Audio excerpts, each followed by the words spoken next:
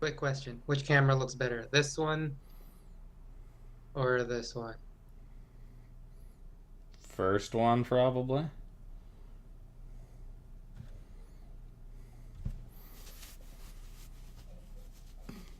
I don't know.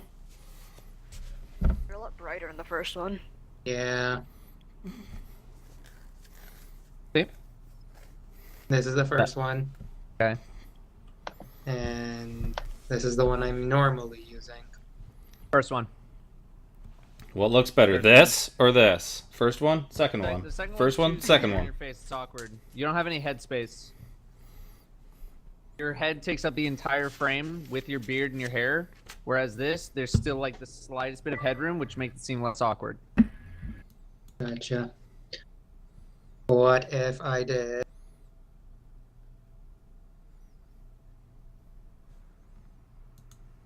Now, what about this Oh. one or this one? Do you just have like buttons on the side of your camera? Is that what you... No, not that one. But still like the first I don't one. understand. This one's too dark. I mean, I think the quality's a little bit better, but it's too dark.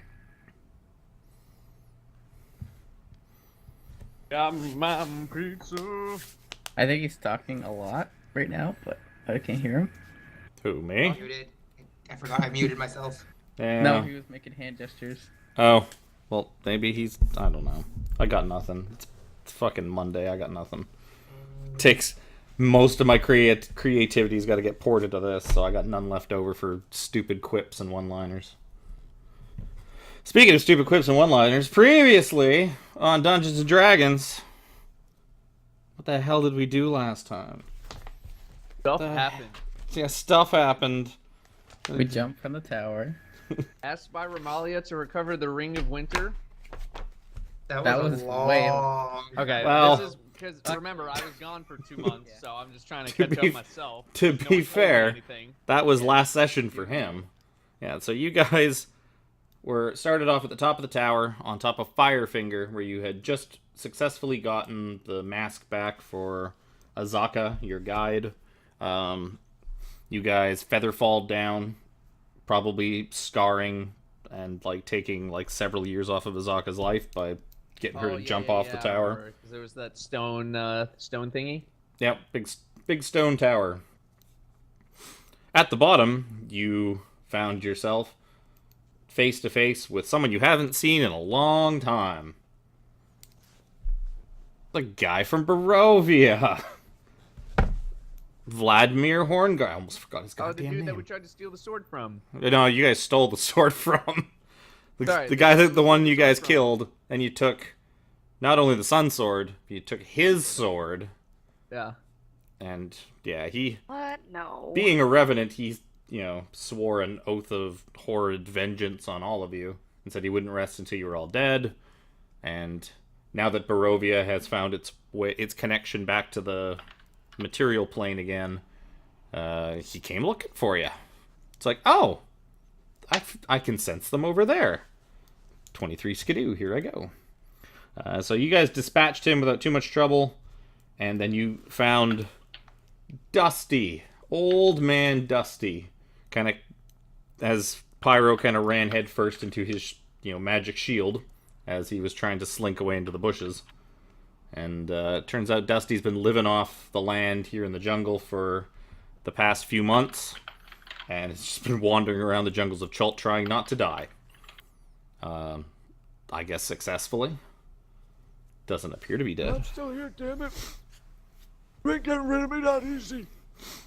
So, you guys started heading to the east, across the Ataz Muaha, across a big stone bridge where you were attacked by a golem after Pyro failed. Was it Pyro that failed? Yeah, Pyro failed to I failed it. pay the proper respects to Ubtao, crossing a giant stone bridge.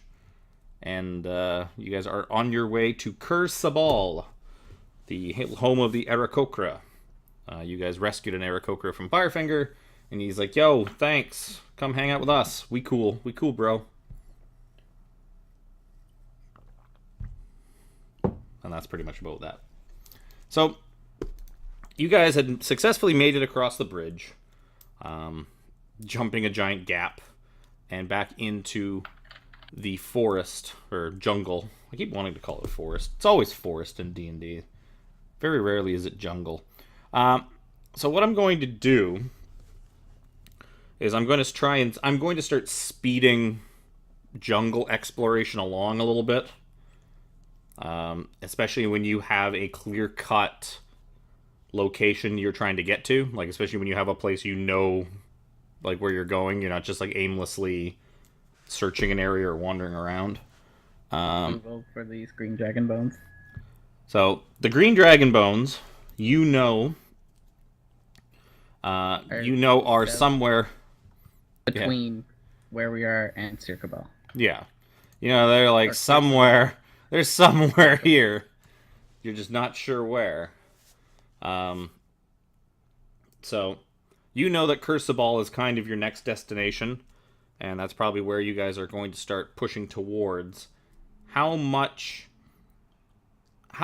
are you going to sort of look, like kind of meander around looking for these dragon bones on your way to Cursabal?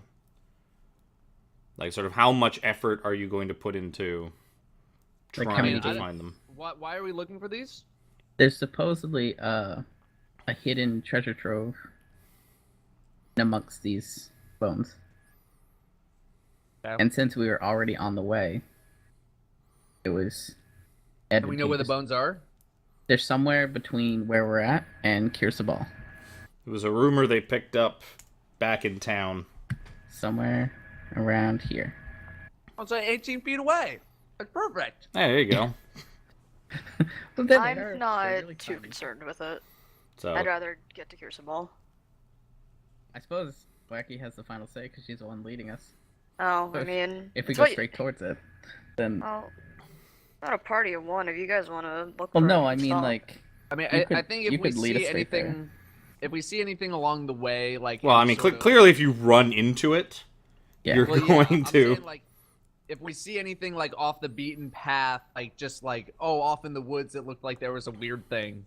Like, go check it out. But I don't know the significance of these, so I'm It's just just a sort of rumor. apathetic. It So, was just a rumor.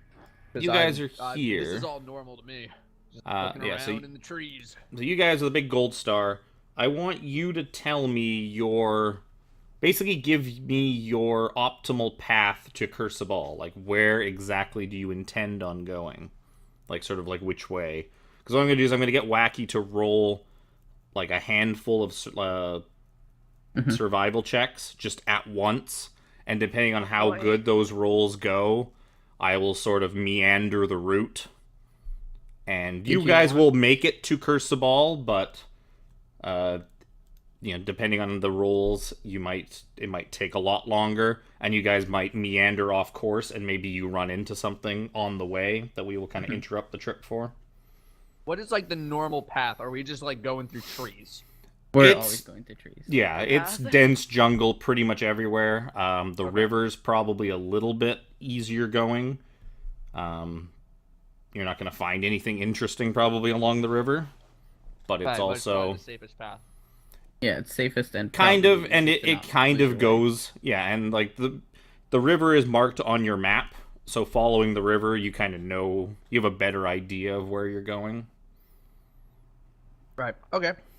Probably just like a straight shot down. Just straight south to, like straight south and then over, or Do whatever you would. want to? Do you want to keep to the river just so we have water for those next few days?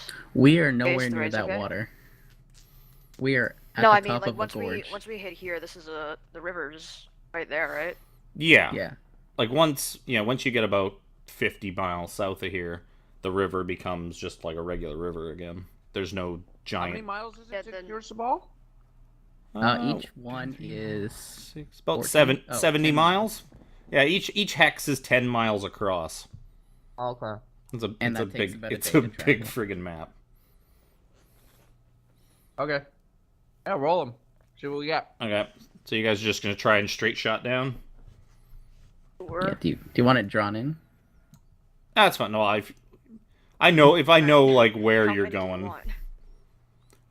Give me 3 survival. It's survival. Yeah, survival. I can't fucking remember. That's what I get for taking a week off last week.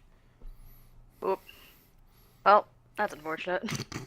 Those feel are like- some fantastic I mean, rolls. I have advantage on that last one.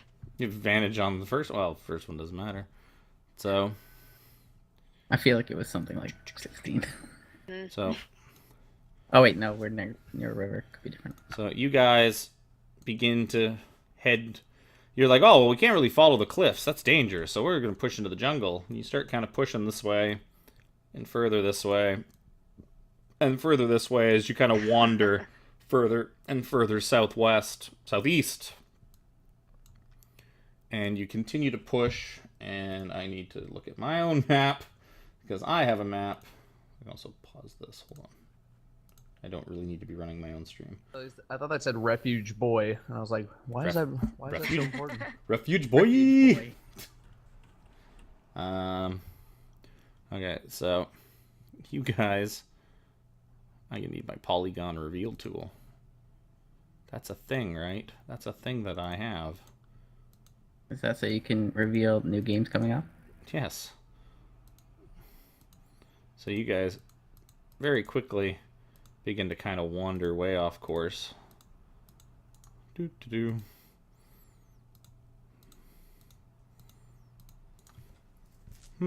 As I roll some dice.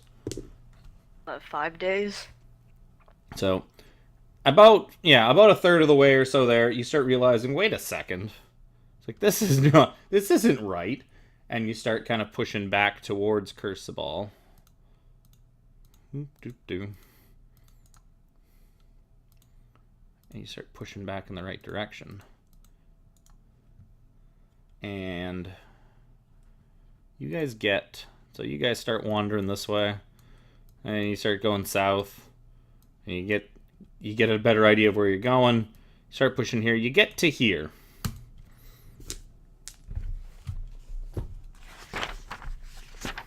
And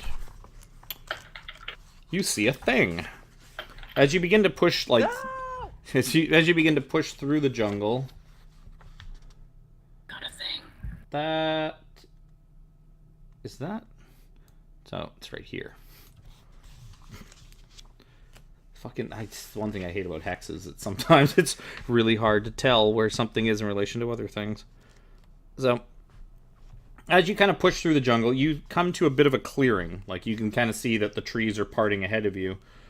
And as you sort of push through the last bit of foliage, you see that a wide sinkhole yawns before you. The earth around it littered with goblin bones. The opening is about 90 feet across, and it's roughly circular. There are stone walls that are nearly vertical in this sinkhole, and then about 30 feet down, the sinkhole is filled with murky green water. Hundreds of frogs hop from one floating plant to another. You see the massive rib cage and fine wing bones of a dragon rise above the murk. Vines, moss, and lichen hang from the bones. Judging from how much the skeleton is exposed, the water can't be more than probably 3 or 4 feet deep. Well, we found it. Well. Hey, there's lichen on it, so now they're green dragon bones. Alright. Maybe that's why they thought it was a green dragon the entire time. Is that Well, stuff you- you're talking about?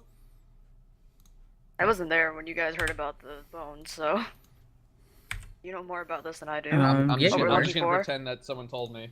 Yeah, you heard about it when we were in talking with what's his name? Volothamp. Good arm. He was who we learned it about. There.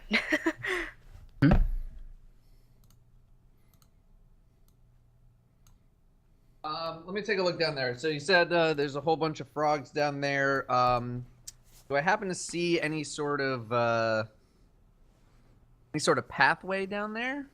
Can I see anything? Can I do some sort of Gimme perhaps perception. a wizard-like ability to do a thing? Wizard-like ability called perception. So can I use acrobatics to perceive it? Hang What do on. my elven legs say? See. Okay. Oh. Can I find like hang on.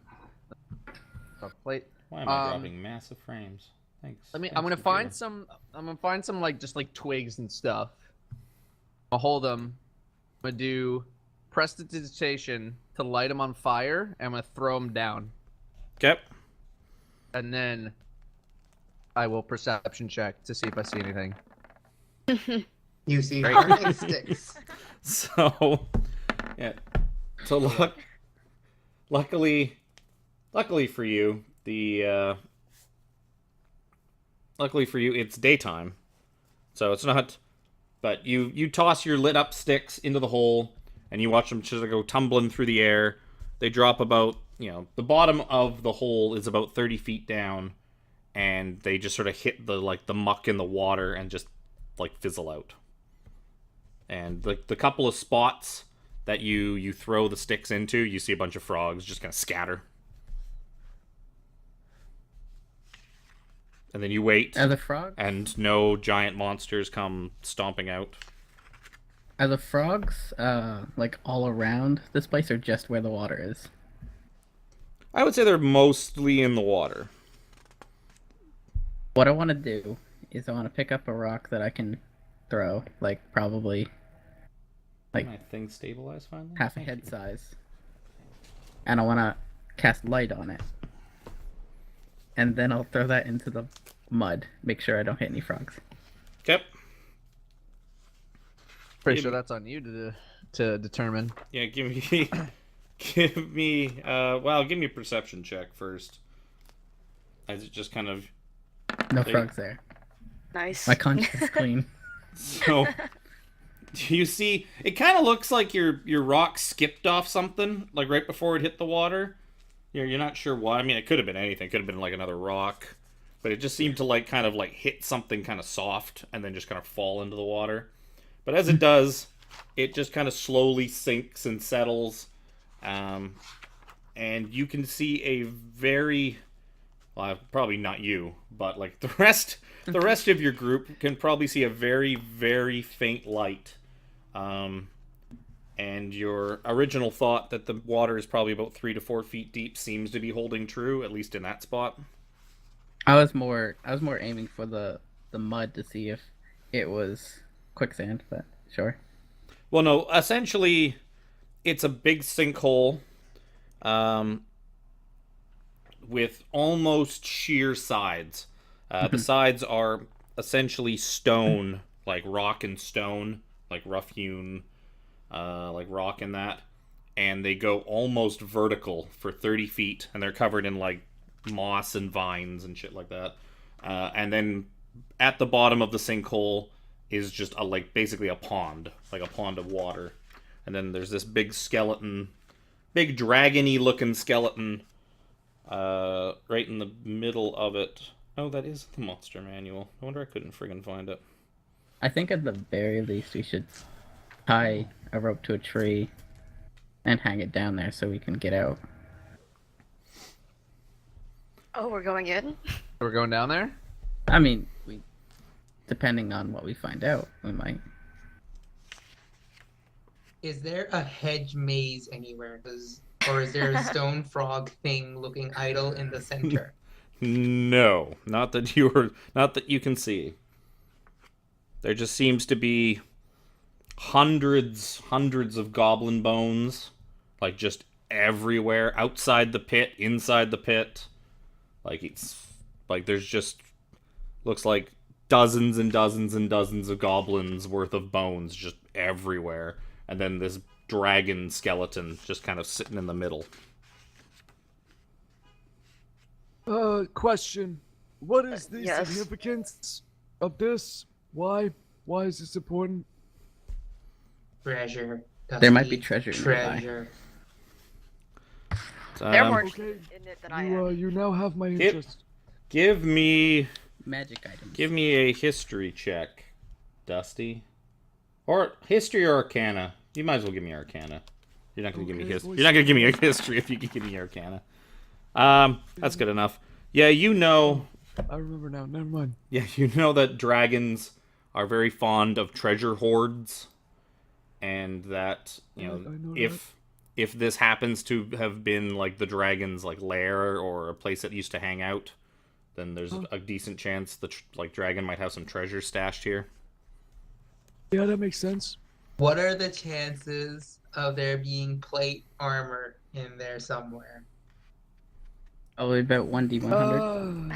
I think your better question would be, what is the odds that plate armor would not be completely rusted and destroyed if it was sitting down there?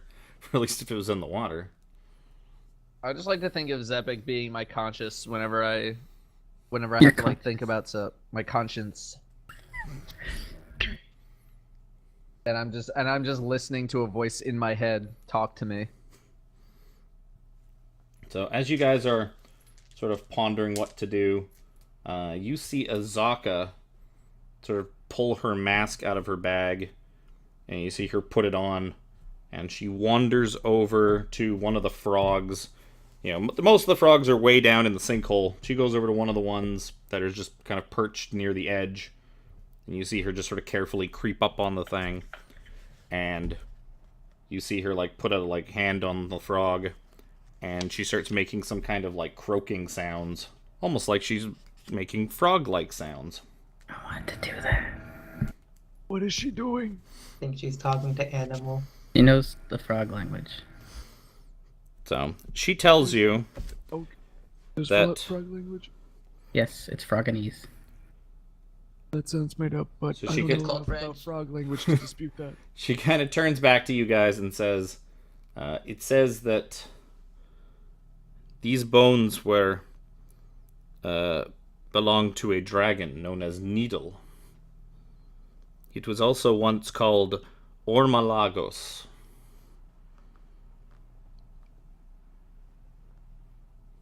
You ever hear of that, Dragon Dusty? Let me get on that. We're thinking. You do not. Like, it's not a name you've ever heard of. But based on, do you speak Draconic, Dusty? I do. Yes, I do. So based on the naming structure and that, you believe that to be the name of a green dragon. Oh, It's- yeah, I'm shocked. Yeah, it's green. So What was his name again? That's Ormalong? Or Malagos. Ormalagos. It's where Trump goes golfing. yeah, Waiting for Ormalagos. someone. So she goes back to sort of like ribbiting at the frog, and she says, "The dragon was killed by Batiri goblins.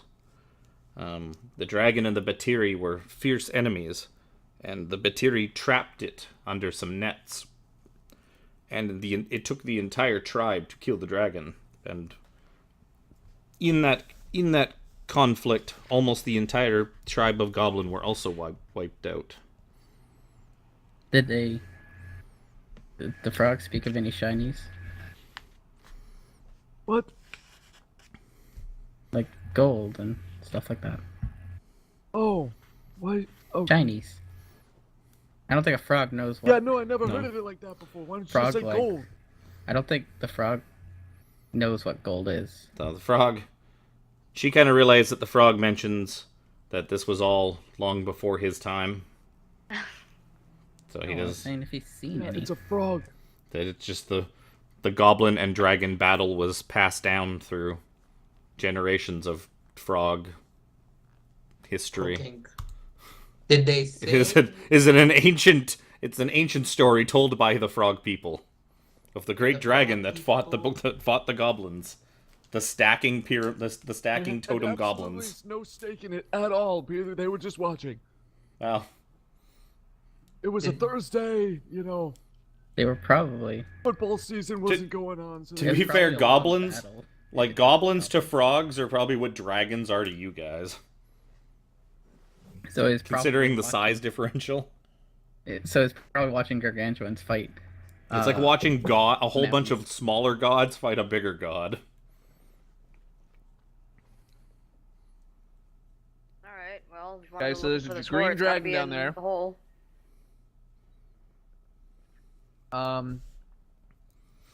Does Azaka know if the frogs are poisonous?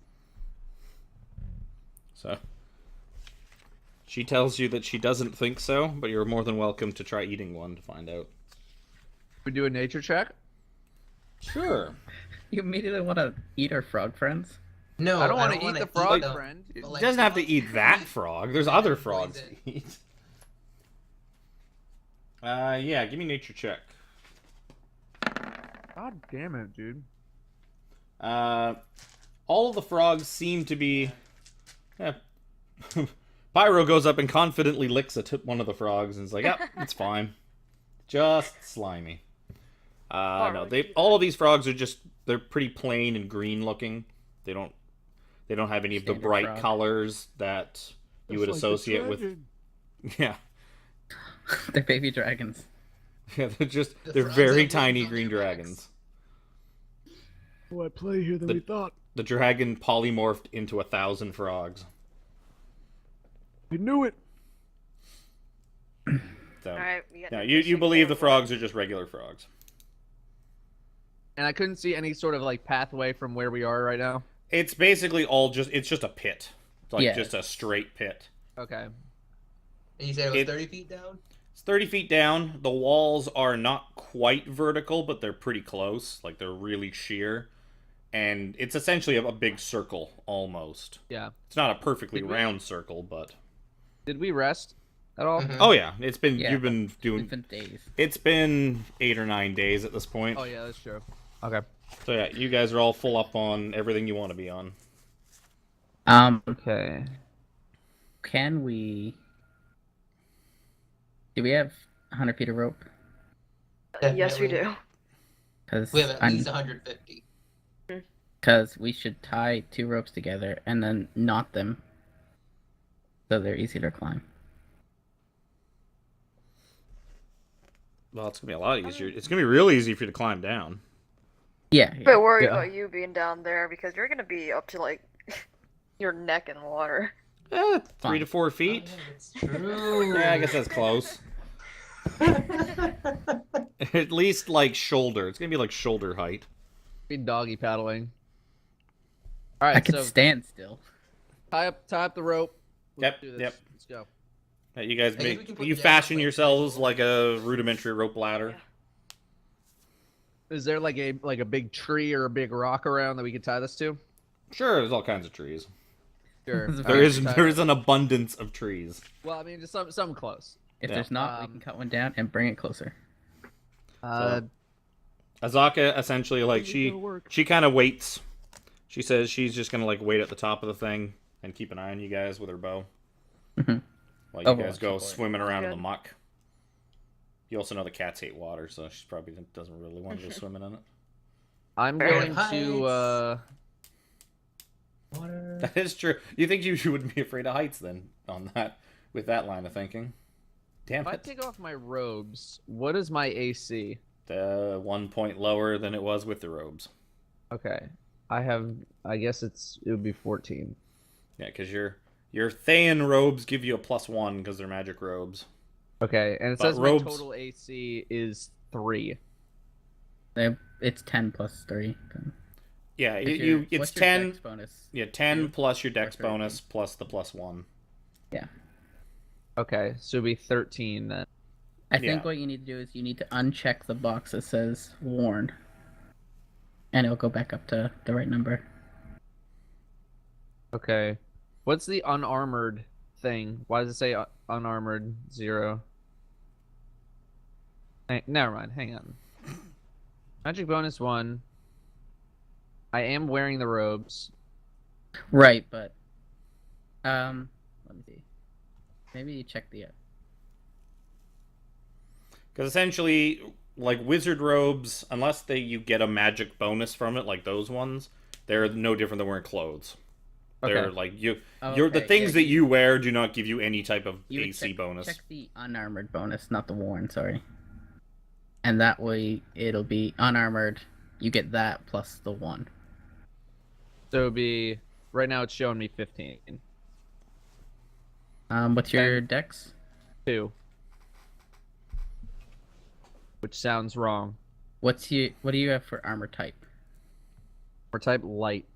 Oh, Change it that's to why. NA. Yeah. Okay, there you go.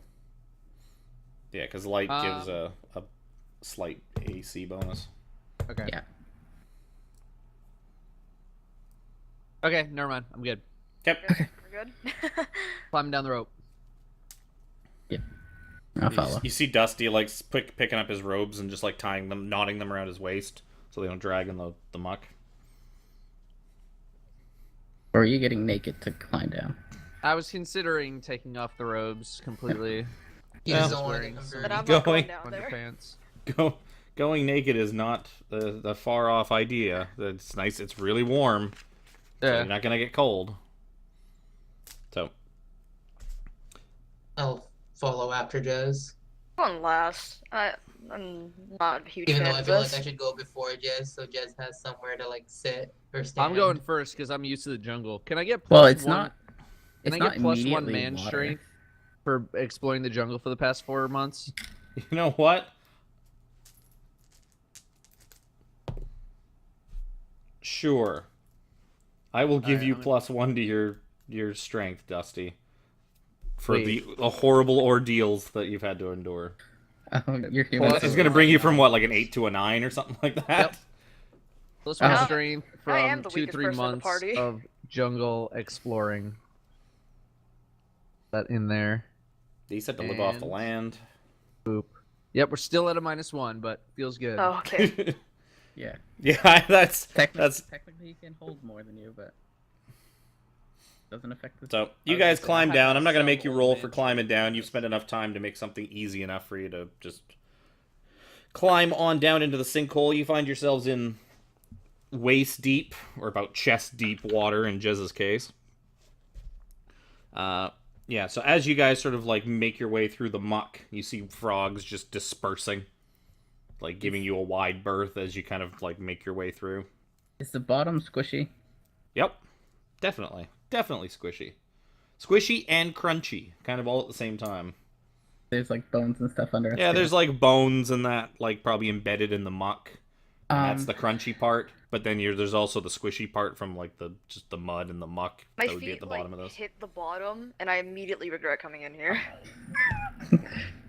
It's Yeah, you like need water it's washing. it's all the fun of like standing in a pile of goo, but it's also making all these just Uh. crunchy, weird sounds every once in a while. Blah. Fine. This is fine. We've been through worse. It's just a little bit We- gross. Just a little bit gross. It's okay. It's like both ends of the gross spectrum, but they don't balance each other out. They're just both there, and it's horrible. and we can't I'm gonna try see this. through this water because it's. All You immersed can in the see mud. probably about a foot or so, but like as you guys start moving around in it, you start kicking up silt in that, and it just starts making it browner and muddier. There's no way to tell. Hmm. And the bones are down here. Wait. Yeah, the bones are in the middle. You guys are essentially at the outer rim at the moment, and bones are just Or right in the middle. Sarah. Karen. Yes? How do you pronounce it? Paron. That way, Karan. I have an idea. If you go invisible, we can see through your legs to the bottom. I'm not doing I that. don't. Does it work that way? Her legs Does are not a it? green I don't screen. know. I don't know. That's a good question. makes Does it work that way? It makes It sense. does make sense. 'Cause it displaces the water, and it's just nothing. But then again, it's also illusion magic, so it's probably more likely to just mirror everything. Do I see Yeah, I'm not anything doing like on that. the walls? Anything of note on the walls? Just symbols or Just vines and stuff. Sure. Thing. Give me a perception check. real good? From where you are, you can only really get a good look at. Yes. Where did you guys come in? You guys would have came in from the northwest.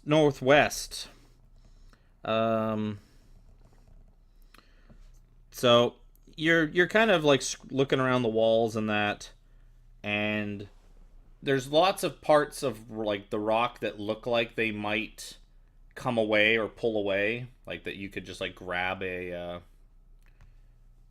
like it kind of looks like you could just take a big chunk of the rock wall and just like remove it. You don't know if that's just because it's not held together all that well, or Yeah. if there's shit hiding behind it. Oh, we want to try pulling There's them away? there definitely could potentially be little things hiding somewhere in the wall. I'll move the I wanna closest rock Yeah, to I want to us. crawl over to. I want to crawl over to one of those parts of the wall that looks like I could push it. Okay, give me an investigation check. Investigation check. Hey, Ooh. So you find what sort of looks like a 10-foot by 10-foot kind of door that seems to be just sort of carved into the wall of the grotto. Like there seems to be just like a 10-foot by 10-foot section of it that like all seems to be connected together, and then you kind of follow some of the seams around. You're like, hey, this whole section's connected, and it looks very door-like. I'm gonna search around for a handle. is that what I should tell them? Or just... Sure. Tell them whatever you want to tell them. Okay. No, I'm just checking. I'm talking to myself, by the way. Try pushing it on that. Jafar. Yeah, I will. I'm gonna push. Your investigation. Yeah. Okay. So you push on it. Nothing happens. Your investigation check is high enough that you also notice. You also notice that all of the plants, like once you kind of get past the vines and that, all the plants around this part of the wall seem to all have like withered and died. I thought you were gonna say have come alive. Roll initiative. And that's different from the rest of the area where Yeah. the plants are alive. It seems to be just focused on this area in front of the would-be door. There's Okay. something deathy in there. Give me. Anybody wants to Deathly check? all the time. Anybody wants to check those out? Give me a medicine check. Wisdom medicine check. Hey. Oh my god. Ooh. So Just get him out of the way now, guys. you guys start pushing each other out of the way. Like Oz, you're all kind of like it's poison. It's poison. It was poison. It was poison. It was poison. It was poison. I know it was poison. Did you know it was? Yeah, I knew it was poison. Listen, I don't know Okay, much, but I know it's poison. Okay, It was definitely got it. poison. I'm telling you, we it's got poison. it. We got Alright, it. kids. Everybody got it. Alright, calm down. So, Green dragon. I'm just gonna wager a guess here. We open that Nope. door. Poison. Behind No it. idea. I know out of That's it. character knowledge. So, I'm but just, As I'm, you- now I'm to just say. guessing. As you guys are sort of like staring at the door, you hear Azaka gasp in terror, and you're like, "Oh my god! Oh my! The bones! The bones!" Mother. And What bone? you turn around, and the skeleton looks exactly as it was when you guys first like got here. Oh. And after a few seconds, you hear her just like burst out laughing. A perception mean- check to see if I heard her yelling. I'm sure she Yeah, I made did. Yeah, herself- you- So therefore, well, I was not fooled. You That guys. would be an insight. It's like, huh? And then it's like when she realizes that she got most of you, Oh, she's my yeah. hearings. My Listen. hearing's gone bad. I can't perceive as Like, well as I what? used to. What? Listen, I'm naturally very gullible. What about Bones? I thought she wasn't here anymore. Why are you making fun of me from up there? Listen, if it doesn't push, maybe it pulls. Do we want Is to there open it? is there some sort of a handle on it or anything? There does not. They're Comes just to worst, put the paladin out front because he can't get Can sick. Can I Yeah, that's true. say something to Pyro, like the player? sure. As Jafar?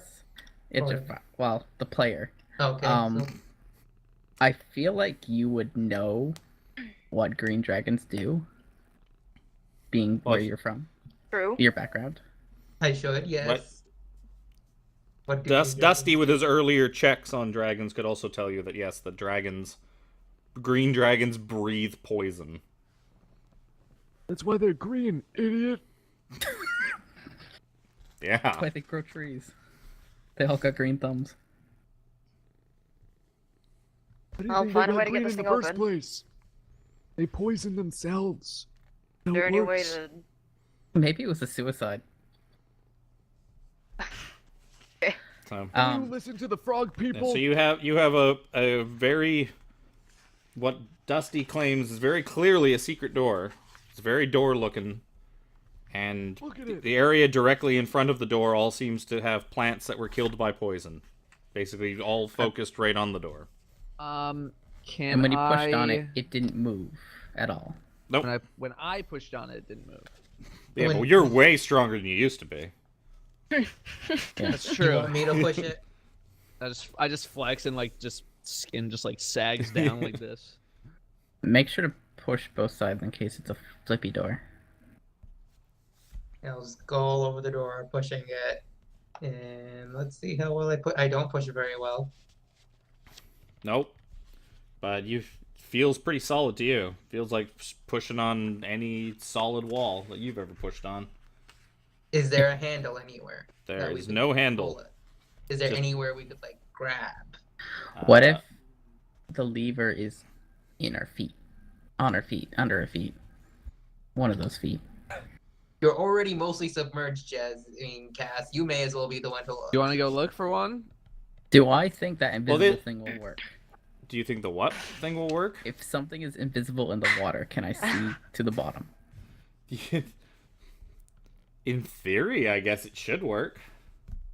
I want to cast my spell. It's always so great. I'm Little gonna buddy. Yeah. What are you casting? I Unseen forgot what I servant. named it. Oh, Unseen I didn't- Servant. I didn't change the name of it. Oh, well, Unseen Servant I don't think has... It's an invisible, mindless, shapeless force. Yeah. Being, like, shapeless, I don't think it would really... It would just be this undulating mass. Can I identify the door? Yeah. Does that do anything? You could definitely try that. While Jez is looking for a lever, I'm gonna ritual cast. Okay. So you spend 10 minutes plus, like, 10 minutes and 6 seconds or whatever it ends up being to cast Identify. Yeah. Well, it says 1 minute. Okay, then you take 11 minutes to cast Identify. I don't think my servant needs to breathe, so I want him crawling on his okay. hands and knees. That's just cruel and Yeah, unusual. it's- It's magic. It's a magic. It's a servant. So I'm touching the door. Yep. So I'm trying to find out if the door is a magic item. So the door does seem to have some kind of enchantment on it. After your predetermined allotment of time for your Identify spell to work, you believe that there is an enchanted lock on it, and that the only way to open it would be to cast or apply some kind of poison to the door. Well, luckily, Your I poison can do spray. that. And just instantly, I just cast poison spray. Okay. You fire poison spray all over the door, I remember and you had the- that. I have like a vial of poison, but that's handy. It's a cantrip. I can just cantrip. Yeah, it's so good. you fire poison spray on the door, and the door just kind of grinds and like slides off to the side, revealing a 15-foot deep alcove. It's poison. Did you? What did was you guys do poison. without me? Did you do anything? Did you do anything at all without this genius here with you? Wow. We missed you, Dusty. I walk in. Oh So- god. As that is Inside- falling into like a hole. You find a few items sort of laying in the bottom of the alcove. A purse made from triceratops hide, a small box made from 2 velociraptor skulls cleverly fitted together, and a hollow dinosaur bone with a wax plug at one end. This must be. Help! What is this? You're the one with come in. Identify. Yeah, come in as well. I'm going in as well. Same. So something with a plug in it is probably holding something. It probably has a liquid. It is a dinosaur bone with a plug in it. I'm I gonna will pick open up up the the purse. purse, Yep. and I want to know what's in there. Inside the purse, you find 55 gold, 800 silver, and 3 blue quartz rings that you think aren't worth a whole bunch. You think they're probably worth about like 20 gold apiece. I'll Okay. pick up the raptor head box and open that. Okay, so you kind of fiddle with it. It takes you a couple minutes to figure out how to open it. It's almost like a puzzle box type thing, as these things kind of like slot together in a really weird way. But inside the skull box, which you believed, like, you could probably sell the box itself for like, I don't know, 10, 15 gold, something like that. You On find 2 diamonds, 2 fairly large-sized diamonds, and some kind of wand. I What will else is in that? I'll just hold How the much- wand out to like data Give me that. How much do the diamond how much do you think the diamonds are worth? They look like they're probably worth about 500 gold apiece. Oh boy. Okay. I guess I'll pick up what is probably a potion-filled dinosaur bone. So, as you pick up the dinosaur bone, you notice that it makes a rattling sound, like there's a bunch of hard objects inside it. Oh, it's like one of those instruments. You shake it. The We do rattler. with the band. Yeah, you know what I mean. I'm gonna wait until we're outside before I open it in case it's got a gas in it. I don't Yeah, want to just- gas everyone. Take all this stuff with us. You don't think the dragons typically keep trapped, like they usually they might trap the horde, but they don't keep more traps in the horde unless I thought- they are the trap in the horde. I thought this might be Batiri Goblin Horde because it's all bony. Don't I have like a wand of secrets or something? I do have a wand of secrets. I have I it. a wand of Which- secrets. Well, Bam, Jez has it inside this now. room. He'll reach to his Yes, pack for yes. his Wand of Secrets, and I'll pull it out and cast Wand of Secrets. What you do is you like wait till he like stops going through the pack and then starts checking his pockets and you slip it into his You pack. just sneak it back in. And then like he goes back to look into the pack, it's just like right on the top. And it's like, yeah, there it is. It's right where I thought it was. Of course. Oh Wand yeah. of secrets. Had it all these months. So Not you really good. spin your wand of secrets around, and it does not point to anything. All right. Maybe it may point to Jess's container, his dinosaur bone container, as you don't really That's know not what's really- inside. That's really maybe the secret closest thing to a anything. secret that any of you have right now. Yeah. But that Okay. also would have been a very good way to find this hole. Yeah. And was probably the way I assumed you were going to find this hole. Nah, this is more. My thing was more fun. I'll tell my unseen servant he can stop looking for a labor. Oh. As it chokes and drowns in the water. It's magic. If it doesn't have a form, it doesn't have a lung. Maybe it is just all one big lung. That is the It's all form it chooses to take. So, Okay, so let's get out. Yeah. okay, you guys can. I'll forego checks to climb your Rope. We're under, your We're under rope no- ladder. we're under no duress. Yeah, nothing's really chasing you out of the hole. Once you get back up, Azaka asks if you found anything. I found Yeah, it. we found did. this. I did. Just kind it was of just me. kind of looks at the box. It's like, huh? It's like that's weird. So we should find out what that wand is. Yeah. What can I do? Can I do an Arcana check or do It'd I be have to an do something identify. else? Identified be your best Another bet. identify. Not in a hurry, right? Probably not. You guys probably want to spend a few minutes outside of the pit, drying off Yeah. and that. Yeah, I'll Doesn't ritual take cast me very another long. identify. So you guys, not you guys, Datto, Prestidigitation plot. he casts identify on it. You find that it is a wand of fear. I'm like, oh! I throw it on the ground. Drop it and scare him. Did it Why turn would- into a snake? Why would you do that? So the Wand of Fear, The exact noise he makes as he does it. you know that it is a wand that requires attunement. The wand has 7 charges for the following properties. It regains 1d6 plus 1 suspended charges daily at dawn. If you ever use them all up, on a roll of a 1, thing gets destroyed, blah, blah, blah. Command. You can expend 1 charge to cast the command spell. You can cast command, but it works a little differently. The only thing the command will do is it will command another creature to flee or grovel at your feet. So, like, when you cast command from the wand, those are the only 2 things you can make somebody do with it. But other than that, it works like a standard command spell. The other thing you can do is you can expend 2 charges to cast Cone of Fear. Causes the wand's tip to emit a 60-foot cone of amber light. Each creature in the cone must succeed on a DC 15 Wisdom saving throw or become frightened of you for 1 minute. While it's frightened, they gotta move as far away from you as they can. Blah blah blah. Cannot move to within a space 30 feet of you. Cannot take reactions. I think this is all just a description of what fear is. Stuff. Yeah, if there's nowhere to move, you can use dodge at the end of each turn, repeat saving throw.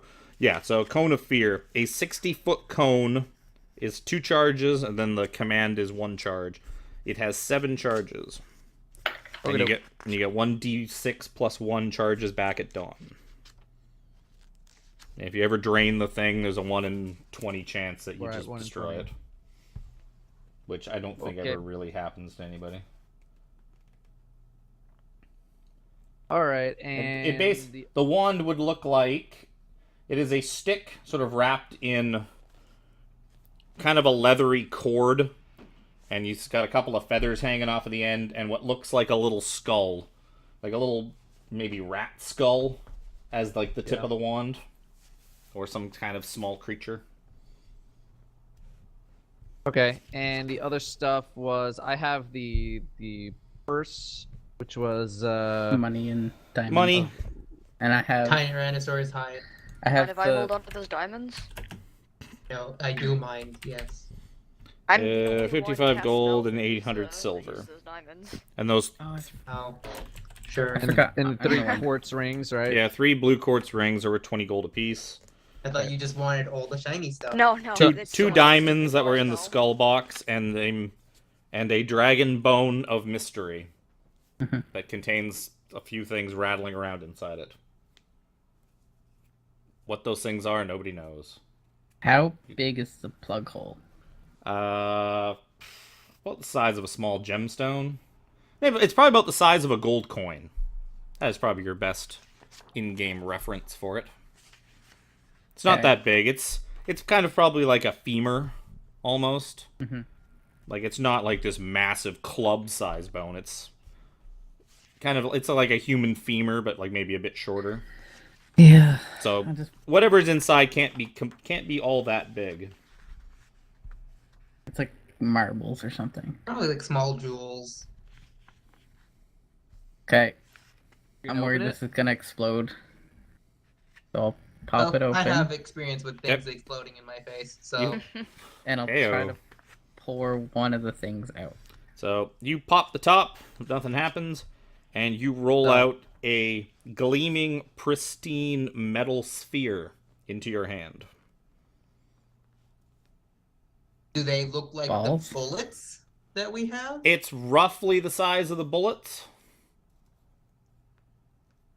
But these things, Are they yeah, magic? you kind of, after that comes out, you pour out a few more. You find that there are 5 of them inside inside like the dinosaur bone, and they are all 5 like balls. they are all gleaming and pristine and clean. These look like factory fresh, never been used. Dusty, are these balls magic? Yeah, they... Oh, you're talking about those. Myra. Let me take a look at them. I'll hand him a ball. Okay. I'm identify the balls. Okay. After 10 minutes, Dusty's able to tell you that they are +1 sling bullets. But Oh. for the you figure that you could probably, because based on the size of the size of them and the size of your guns, you believe they would work inside your pistol. Okay. Being that the pistols would have probably been made to take sling bullets, because sling bullets being like basically just big ball bearings, that like the guns probably would have been designed to coincide with the size that people make sling bullets, so that ammo is a little more readily available. And Speaking of ball bearings, rather than make a new mold for a bullet when you could just use a sling ball. Do we have the Lodge's balls? yeah, that's what I was about to say. Do we have that bag of Lodge's ball bearings? Ball we bearings? have this entire bag. Yeah, those would be too small to work in the guns. Yeah, I know. I just wanted to know if we have them. Yeah. I think he had like 500 or Oh, we 600 also have left. these tools. Okay. I guess I don't want to keep him in this creepy bone though. That's fine. Dude, why not? So I don't want to put him in with the other. I probably got a little bag, don't we? Don't I somewhere? Oh, that you're storing Probably. the ammo in, probably. Well, I mean, one aside from. Or Now we just- have the first I'm made sure of, you like, guys, like, Tops hide. yeah. I'm sure you guys. I would just assume that you guys carry around a few little like coin purses for when you're paying for things. Yeah. So it's like here's 100 gold. You just dump it on the table, just like a handful, just splat, like somebody paying for something in like pennies. It's just I'll sort of a put one. hand waved thing that I assume that you guys just carry around a few little pouches. I'll keep them separate, and I'll ask if anyone wants this bone container. I do. There you go. I have the bone container. Okay. You're a little worried what he may want it for, or what he might use it for, but Bone tainer. yeah, you gain 1 bone tainer. It is 5. The cavity is 5 times as long as it is wide. Actually, it's probably more like 6 times as long as it is wide. Was a little bit underwhelming. But you could keep I mean, it going was now. on our way, so it wasn't that So- bad. Yeah. As you guys, like, once you guys are kind of done, Azaka fills you in that she was able to. She talked to a few, like, another frog while you guys were gone. Or she probably continued to converse with the same frog, is probably more likely what happened. And she says that, apparently what happened was the goblins netted the dragon and allowed, quippers to like devour it from like underneath. Oh. Swarms and swarms of quippers I'm basically sure. gnawed at the dragon while all like dozens of goblins threw spears at it, and then the dragon just kept just blasting poison all around Or everything else. Clippers. Essentially like Clippers little are rat things. piranhas. Oh no, yeah, Piranhas. quippers. No, quippers would be piranhas. I'm Yeah. thinking of something else, but yeah, I was looking for quippers earlier. You think that the quippers may have died out long ago, Yeah. And or if Otherwise, there maybe there's piranhas. some kind of hanging around the dragon skeleton still, but you know if there's that many frogs hanging about in that pond, they're probably not that big of a threat anymore. We could have made our way to like the skeleton itself. I feel like there might have been. No, there probably wouldn't have been. is there any way we could make a bridge from the bottom to the top? I mean, So a the ladder. frogs can get out if they want. I don't think frogs have an issue You coming think- in and out. They must have an issue. There's nowhere for them to go. It's all 30 foot high. You could probably spend at this point in the day, because this would have been here, off center. It's probably like all the time you've spent here. It's probably starting to get to be towards the end of your day. So you guys will probably make camp somewhere near here. So yeah, you could spend like your off time taking basically just finding small branches and like almost like weaving like a lattice work thing that you could just kind of like gently kind of like lay down in the thing to let them hopefully try and get up some of the way. Yeah, just Or you could have Dusty cast Levitate like 150 times. It's like, levitate that frog. Levitate that frog. Or you could just go in the pit and start hucking frogs out. I'll ask Azaka to let them know that it can leave through this ladder. If they want. So, What well, if it falls she's over? done. She seems to be done talking to the frog. What if Probably. your ladder falls over, Cass?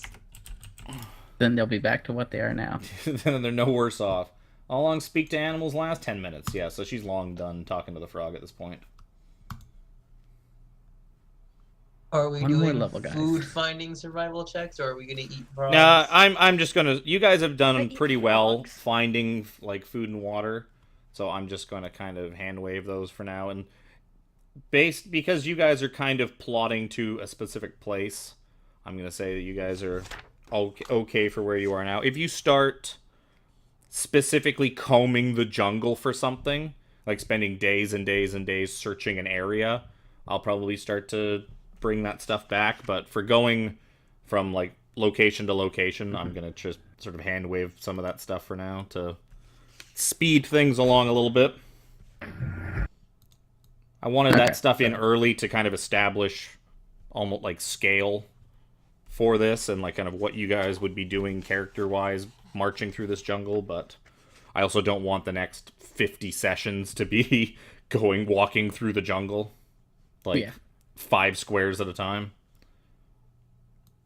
So in the morning, you guys set out back for Cursabal.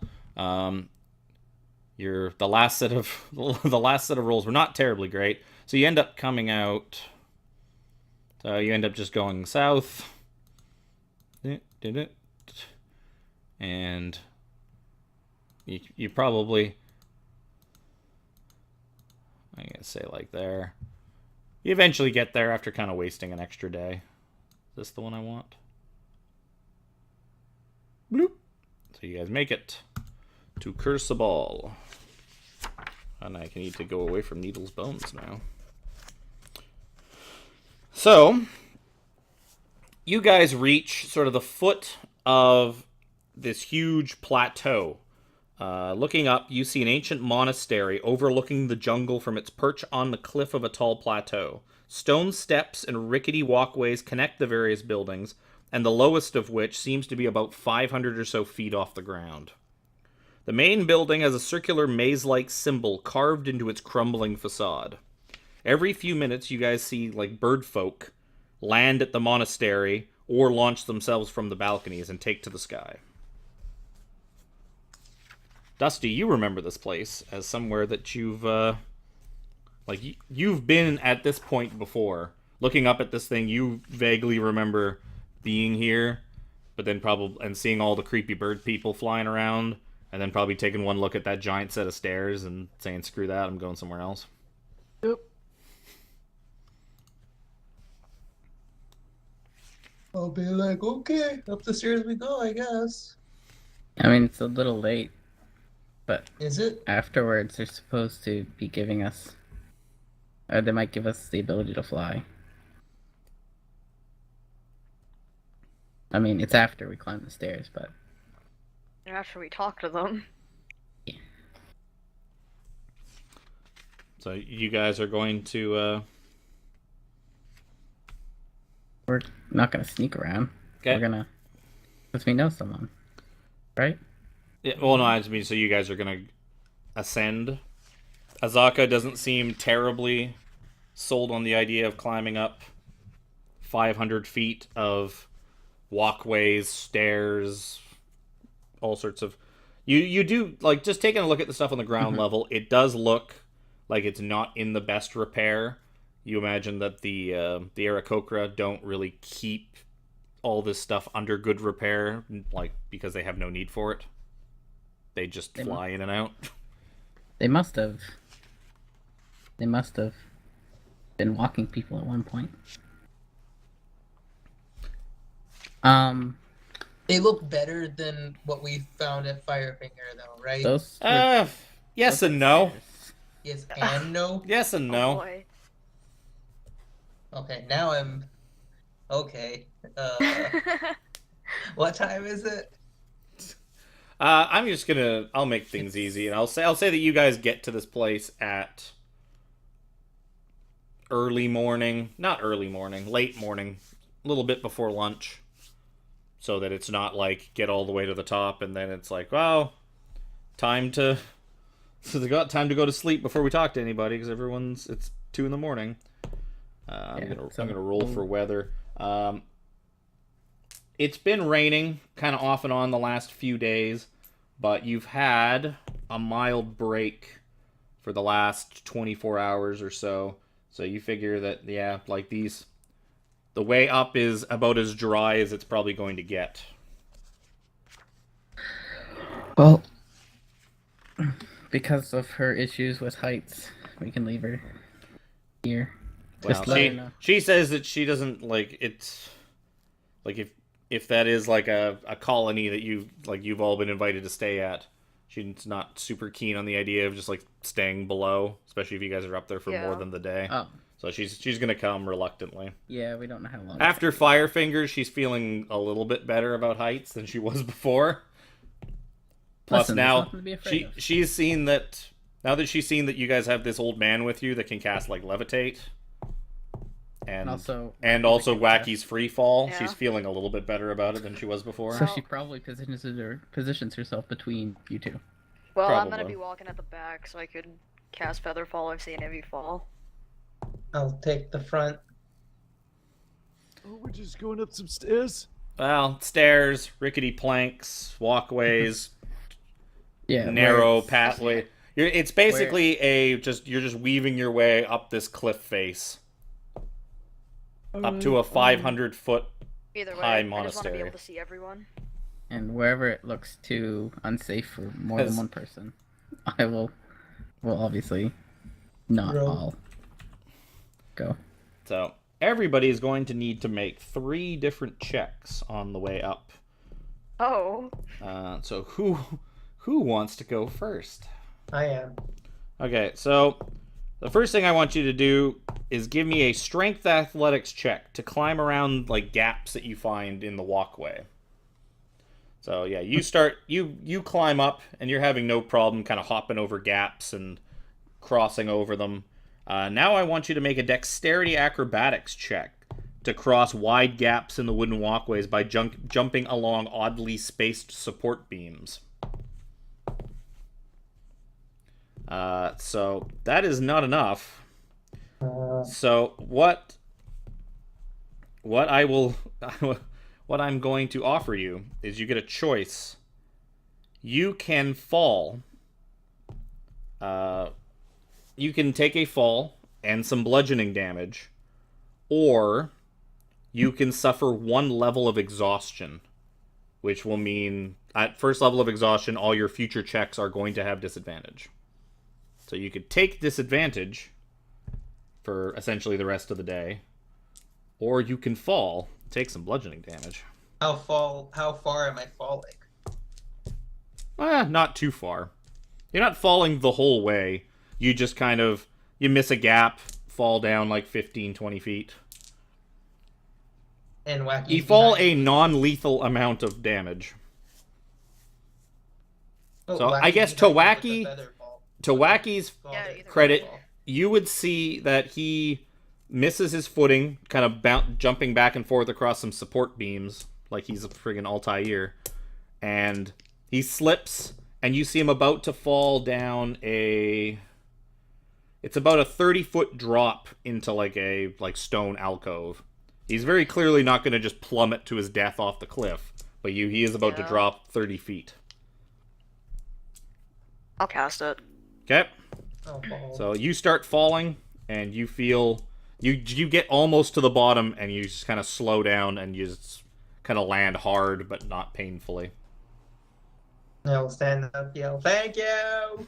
What I'm here for. So you kind of continue your way up, and now I would like you to make a wisdom perception check to keep an eye out for rotted planking that you're pretty sure won't support your weight. So same deal. You find yourself falling again. Do you want to risk exhaustion to catch yourself, or just accept your fate and just eat the rock. Oh, So you're gonna take 12 points of bludgeoning damage as bite you it land. in. As you land hard, you just kind of land with just this hard thud on like the side of a rock. Everyone's like, "Oh, Probably oh, he's fine." I was probably looking away or something, and he comes back up. I'm who like, wants to sorry, go? I didn't see you. Who wants to go next? I will cast levitate on myself.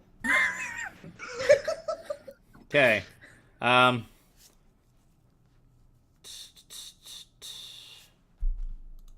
One creature you see vertically up to 20 feet. Because up to 20 and remains suspended there. Okay. Levitate lasts for 10 minutes. You believe just walking up will take far, far longer than 10 minutes. Okay. I'm trying to work out how much height you could get. You could change the target's altitude by up to 20 feet on your turn.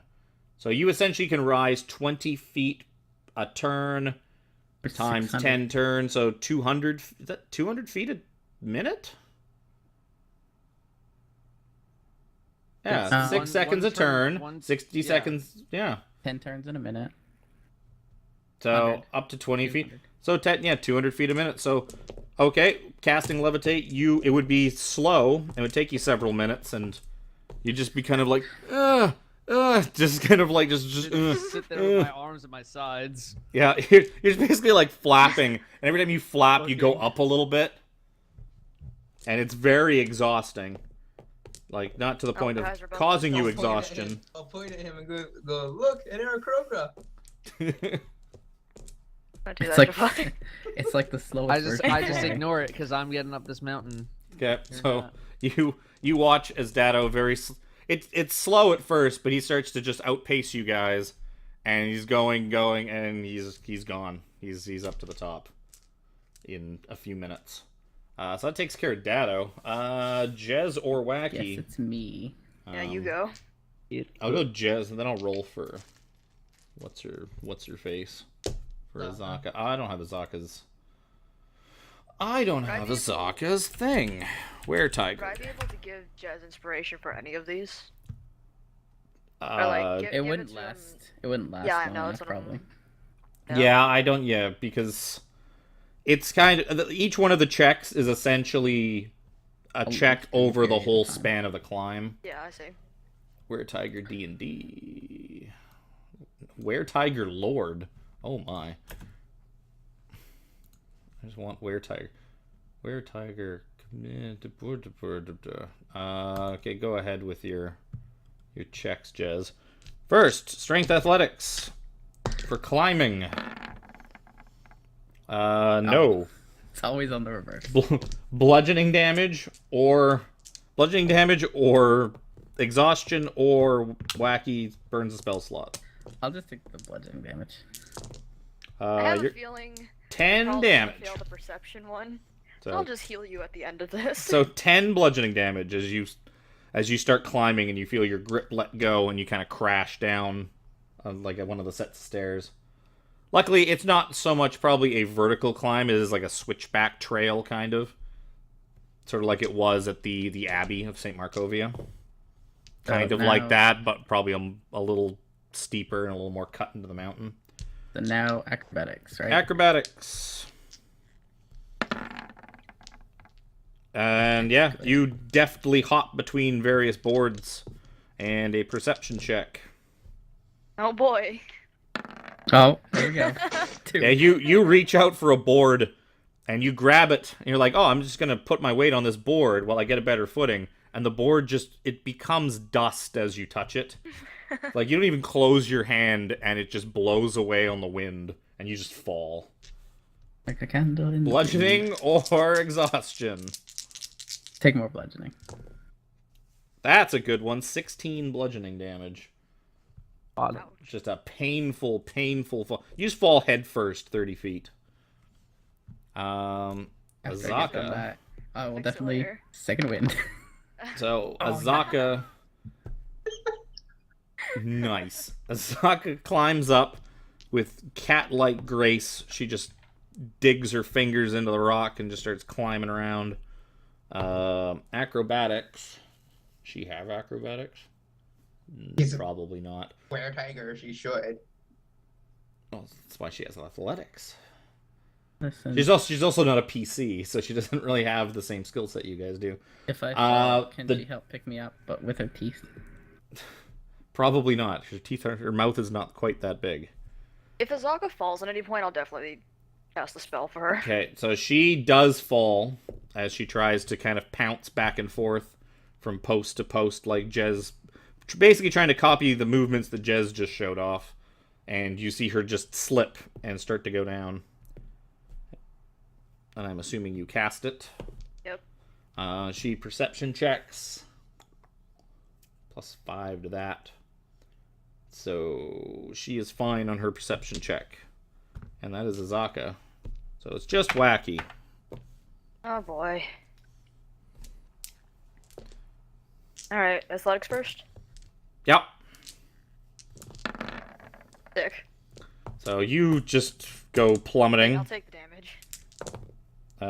Again, 16 damage. I'm rolling 3d6 like a beast. That's almost. Acrobatics. Oh no! Oh! I'm gonna add a fourth one for this one. You're not having a good climb. Even with the fourth d6, it's only gonna be 10. Oh, don't you still have spell slots? Ew. So But you I have, fall. like- You fall again. This is not looking great, guys.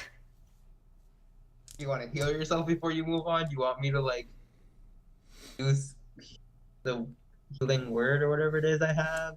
We have probably- healing word? I have cure wounds. My bad. Okay, that doesn't work out. No, it's touch. Oh, okay. Okay. I'm gonna catch myself on this one. Okay. Because I'll probably Yeah, die. you're having a lot of trouble getting up this mountain. A lot of I you shouldn't have. expected as much. Jez, you failed 1, right? No, I you failed 2. You failed 2. Pyro failed 1. No, I feel 2. Oh, you also failed 2. So 2 for you, 2 for you. Azaka failed 1. That's 5. Wacky failed 3. That's 8. At I wasn't 10 made for this. At 10 minutes apiece for all of your failures. That's an extra 80 minutes. So about 2.5 hours later, you guys make it to the top of the climb, and you find Dusty is just kind of curled up on a railing asleep. I've fallen asleep. I was Yeah, just gonna Dusty say, is I'm out. definitely asleep. He made it up in probably about 5 minutes. And you guys took about 2 hours and 20 minutes to make it up this thing. So you were all like just panting and sweating and exhausted. And you make it to... It's amazing how much magic can get Ow. stuff. So you've essentially made it to the cluster of buildings that all seem to be just kind of mounted to the side of the cliff. So in front of you, a little ways, is a few smaller, they look like almost little dwellings or huts. And then the path, now that you're here, the wooden path seems to be much more well maintained and upkept. Now that you've sort of reached, quote unquote, the town. You looking around, it's essentially a switchback that goes forward, comes back, and then goes forward again, with lots of little clustered buildings that are just built right into the cliff face. On the third switchback, there's the big monastery, and then there's also a couple like bigger buildings beyond the monastery, and then that's where the sort of the path kind of runs out. But yeah, let's see. I would say at this point, like with you guys all kind of making a big commotion, an Aarakocra, just this male Aarakocra with a spear, he kind of like wanders out of one of the huts, like right down at the lowest level, and he just kind of like wanders over and looks at like just the heap of humanity that you guys are. You know, Dusty's asleep, you're all basically like just probably laying sprawled out on the path. And he says, What business do you have in Cursabal? Out of breath, I'll go like, we Here, invited us. What? I can't even understand what you're saying. And you're not We out of were- breath. Your character is. We were invited here by Nafir. So,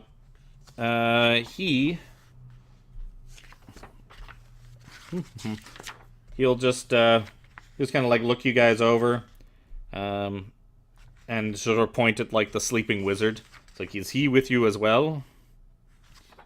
He arrived here hours ago. Is he part of your group? Is it bad if he's part of our group? He just is. kind of looks at you. Yes, Is he's it? Yes, he's with us. He is. He just has other ways up that don't involve long stairs. So, like, I see. It's like, wait here. And you see him just kind of fly off. He just kind of, like, walks to the edge and just starts, like, flapping his big old bird wings and just kind of flies up. And he basically just flies out and then up and then around to, like, one of the other buildings. After a few minutes, a somewhat familiar-looking Aarakocra comes down, and you believe it is your friend Nafir. And following Nafir is the same guard, whatever you want to call him, that addressed you at the beginning.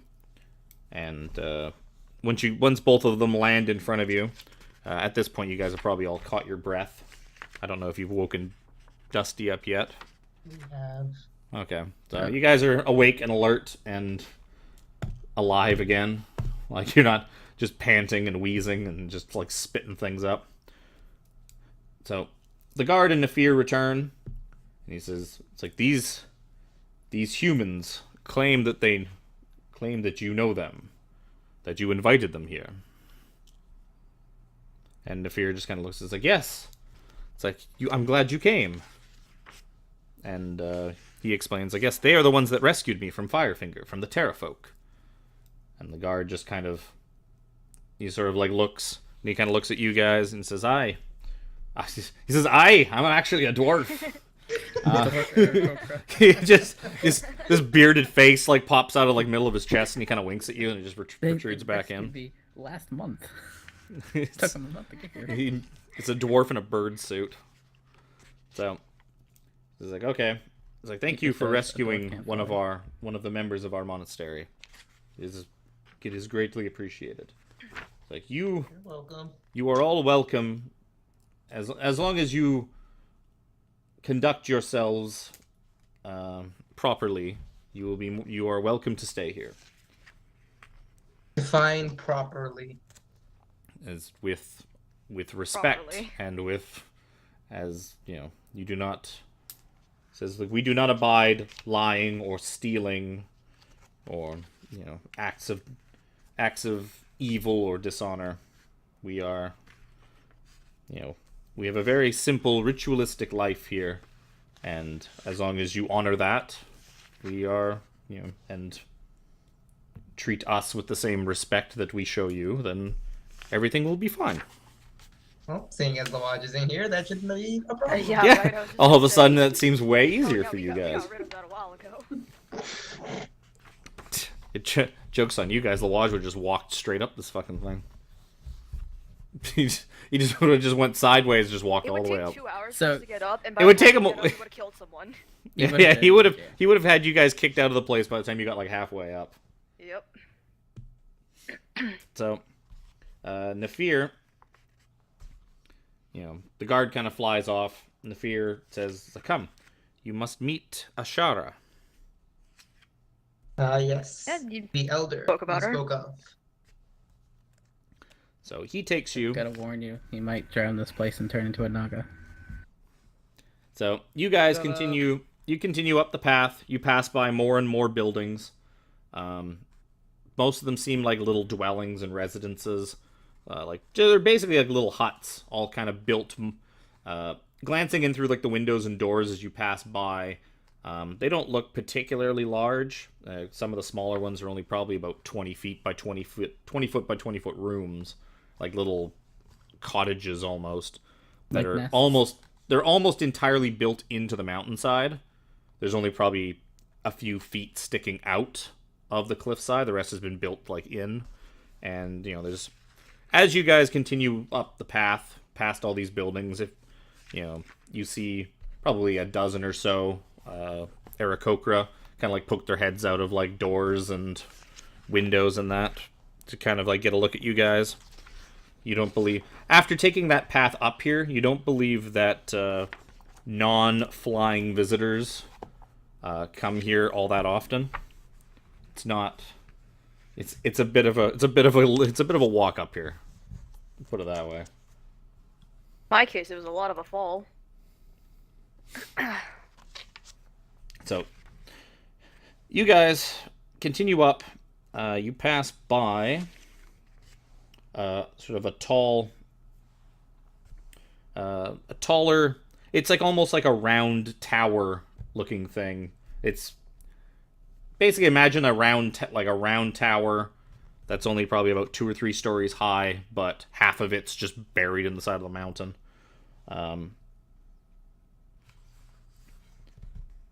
So inside, you're kind of like Nafir basically gestures you inside.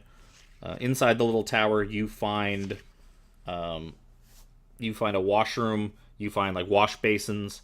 Nafir tells you, like, these are our cleansing chambers. Before I take you to the monastery and to Ashara, by all means, clean yourselves up. Get some of the dirt and sweat off of you from climbing the side of that mountain.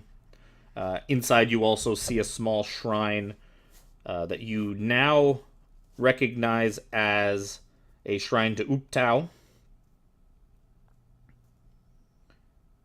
Except, yeah, it looks. Give me, all of you guys, give me a perception check. Not doing great. So, Dado and Pyro. Inside is a little shrine, and just like a small statue with a bunch of little baskets where people can leave like offerings. You see, not really money, but you see like little handmade things and bits of like shiny pebbles and jewelry and stuff like that. Just like really non-valuable objects being left as an offering. The statue, you guys recognize it as the statue of Ubtao that came to life and tried to murder Pyro. But for some reason, this statue of Dude at the bridge? Yep, Stone Dude at the bridge. Stone Dude that represents the god that was essentially the god of Chult before he left. But you guys see the statue of Ubtao, but for some reason it has a tabaxi head. So it's the same Ubtao god statue, but it has a cat head. Ubtao is a shapeshifter. Yeah, Nafir kind of points it out and is like, this is a shrine to the teacher. Is it an aspect of Ubtao? Can I do a religion check? You can, sure. Do I know? No, I don't. Never No, mind. you have never heard of the Chultan god, the teacher. So you guys, I will say that you're religious enough that you can probably intuit that this may be the Aarakocran version of Ubtao. Like, this may have been Ubtao as they saw him. So, the same god, but this is their twist on it. I Kinda find weird. it slightly amusing that the bird people are worshipping A cat? the cat head. Well, they're probably worshipping the teaching moment of flying too low to the ground. Aim higher. And the kitties won't get you. I will. Yeah, I will say, yeah, your guys' perception checks are enough too. That you're looking at the statue, it is obviously like it's very old, It and hasn't moved. it looks like it has been worn smooth. Like this thing is just almost polished. You would imagine from like so many hundreds, if not thousands, of people have touched and brushed like this statue over the centuries that they have just like worn the surface of it smooth. So this thing has been here and maybe not so much here, but this thing has been worshipped for a very long time. I will take that gold ring I have that I'm wearing, Yep. and I will put that in the bowl. You have chosen poorly. Okay. There's an Indiana Jones reference somewhere here. So while we're cleaning ourselves off, can we take 30 minutes to short rest? Could spend some hit dice. Sure. Yep. Nefir, you see like Nefir comes in and he kind of like just like washes his hands and that. Gives like a small silent prayer to like the statue, and then like he leaves and waits for you guys outside. While you Good. spend some time. You guys spend the half an hour short rest, cleaning yourselves up, recuperating. I'll continue while you guys are rolling your hit dice. So once you're Roll one as well. I want to say my offering Oh, will be. 1d8 as well. Don't you roll the d8 though? No, just That was you look on at the the d8 7. on top of it. Oh, you got it. Okay. My offering would be one of my non-magical bullets, but I'll cast light on it. okay. I'll put one of Because those. it's a gift quartz of my rings. magic. It's a thing that Yep. I value.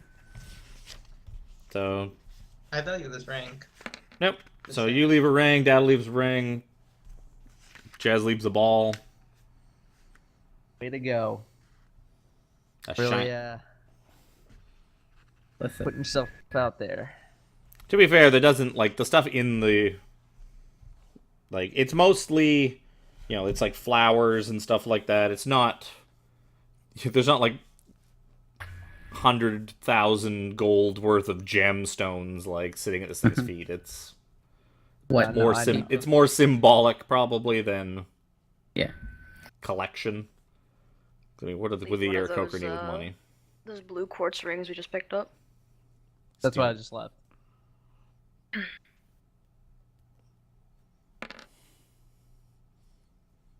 Okay, That's close enough.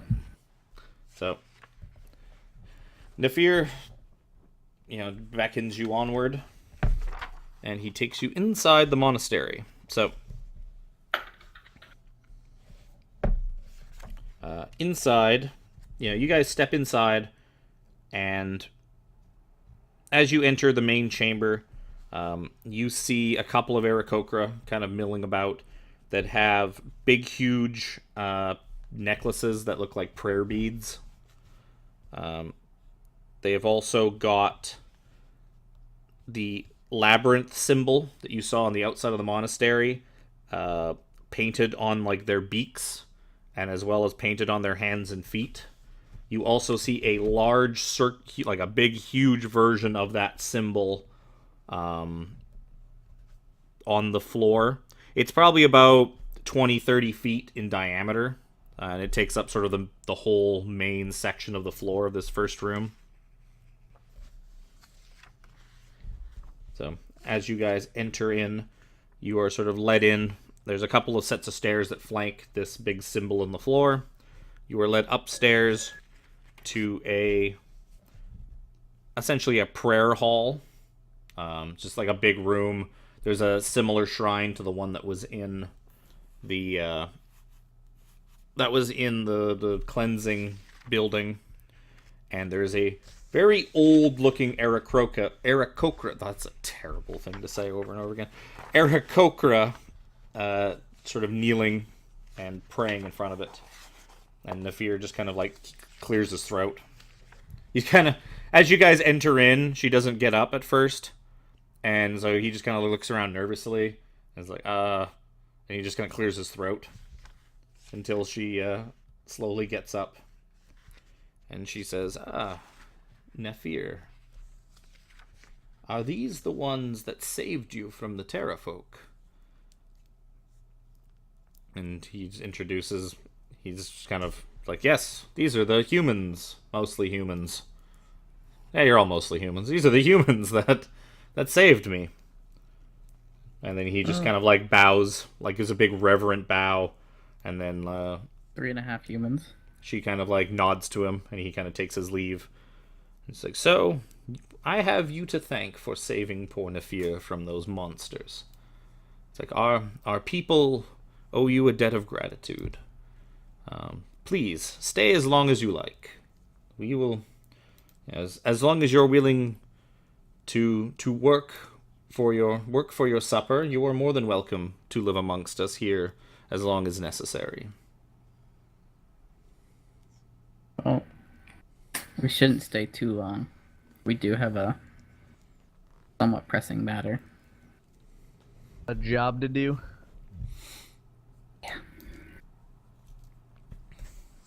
She's like, what is it that brings a lot of you to? Like, what brings you here, and what? You are clearly, beside, and then she just kind of like glances over at Azaka and says, besides yourself, of course, you are clearly not from Chult. You are outsiders. Like, we don't typically get outsiders deep here in the jungle.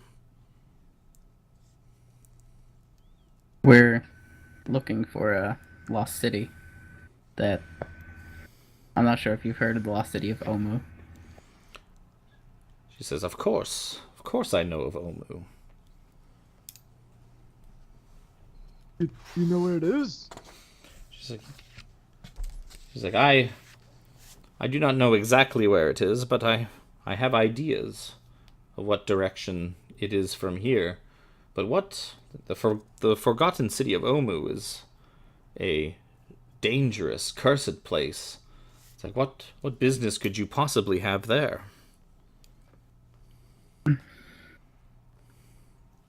I just look at all of you and said, Yes. What business do we have? I'm pausing Going- every once Why in a while don't you because explain to them? I'm seeing if other people want to talk instead of just me. I don't want to Yeah, pick up the entire I was thing. about to. We believe that there is a death curse upon the lands, and that the Forbidden City is where it is all coming from. We believe that is the source of it. And we intend to go there to stop it. So she takes a minute to she studies your face for a minute. You imagine she's probably trying to get a read on you, see how trustworthy you are. She says, "You must know by now that the Forgotten City is a very dangerous place. Raz Nisi and his followers, they have claimed the city, and it has become a place of danger and death. It's like, I urge you that, like, it is folly to search out such a place." Who is Ross Nisi? He's the guy that the people on the No, during no, the race. I know, that's why I'm asking her. She clearly knows more than we do. She tells you in that general. Raz Nisi was a paladin once, a chosen of Ubtao, and a sworn protector of the city of Mesro. He betrayed his oaths and was banished from the city, becoming a vengeful warlord. He attempted to conquer Mesro with an undead army, but was defeated. Rather than seeking redemption, he sought revenge and was stripped of all of his god-given powers. The undead horde, no longer under his control, spread throughout the jungles of Chult. If you've come this far, no doubt you've probably run into some of them. They all bear the mark of a blue triangle on their heads. That is Raz Nisi's symbol. Withdrawing to Omu, Nisi clung to his former title and joined forces with the Yuan Ti that had taken over the place, and that he used some horrible Yuan Ti ritual to become a powerful Yuan Ti Melizon, foregoing much of his humanity for a serpent-like form. As far as we're aware, he is now devoted to freeing Dendar, the Night Serpent, now that Ubtao is no longer caring for these lands.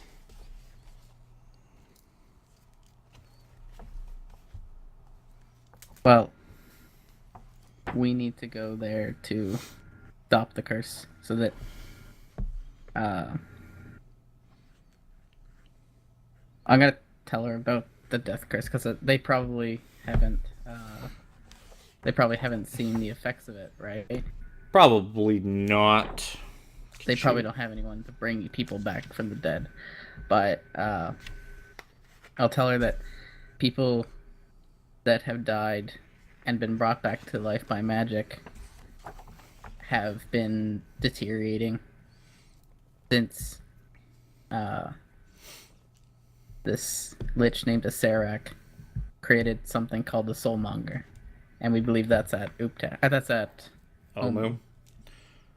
So Says, it's perhaps not that we want to. We have to go there. says perhaps Raznisi is in league with this Acererak. It doesn't sound impossible. Asarak does love dead things, so it's quite possible.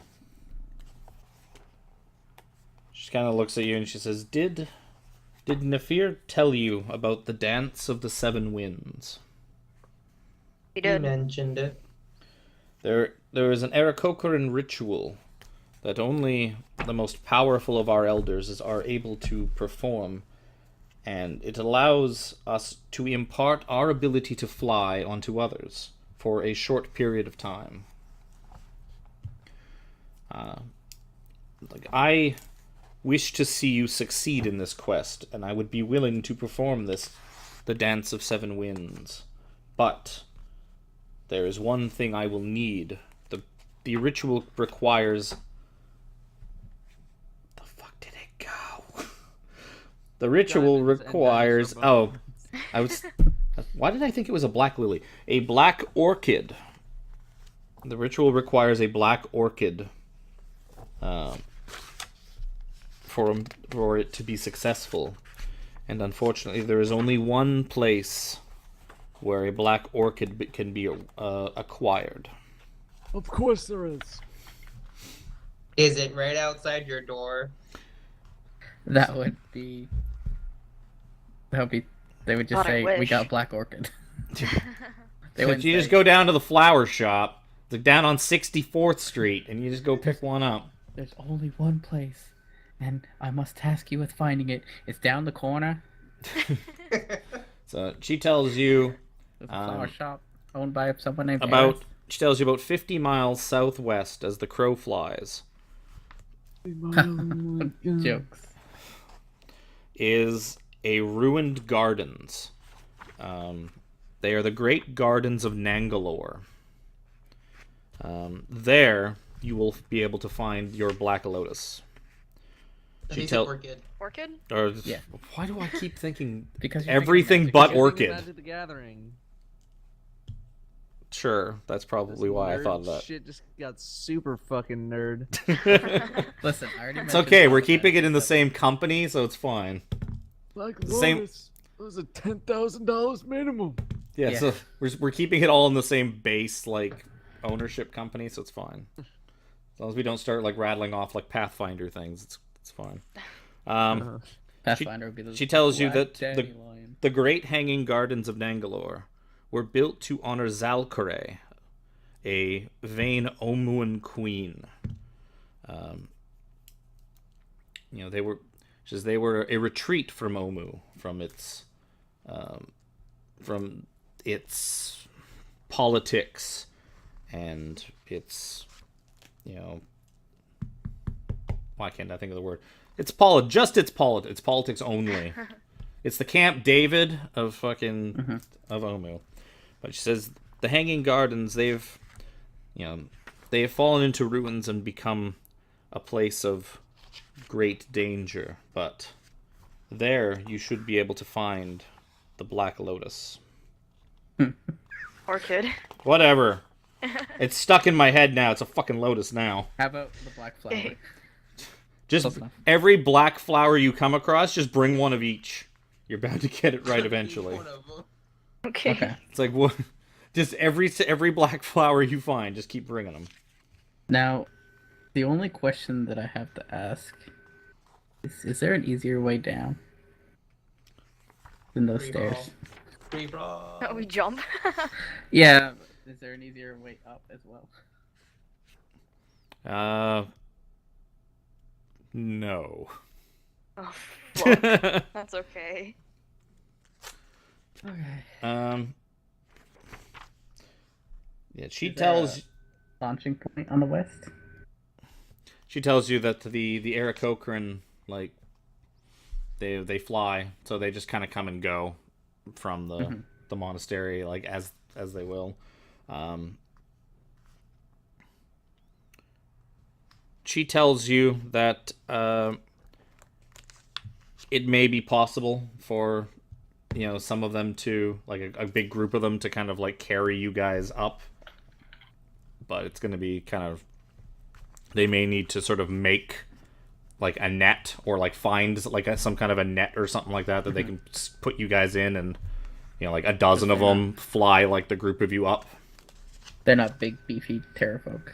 No, they're the same size as you guys. They're medium-sized creatures, so they look to be as big and as strong as like any of you. Well, So- probably a bit better than us, but Well, they don't. None of them have really. The one guard guy probably looked a bit taller and more imposing than Pyro, but for the most part, all these people seem to be they're human-sized, essentially. okay. Just birds, bird humans, bird And men, is men there birds.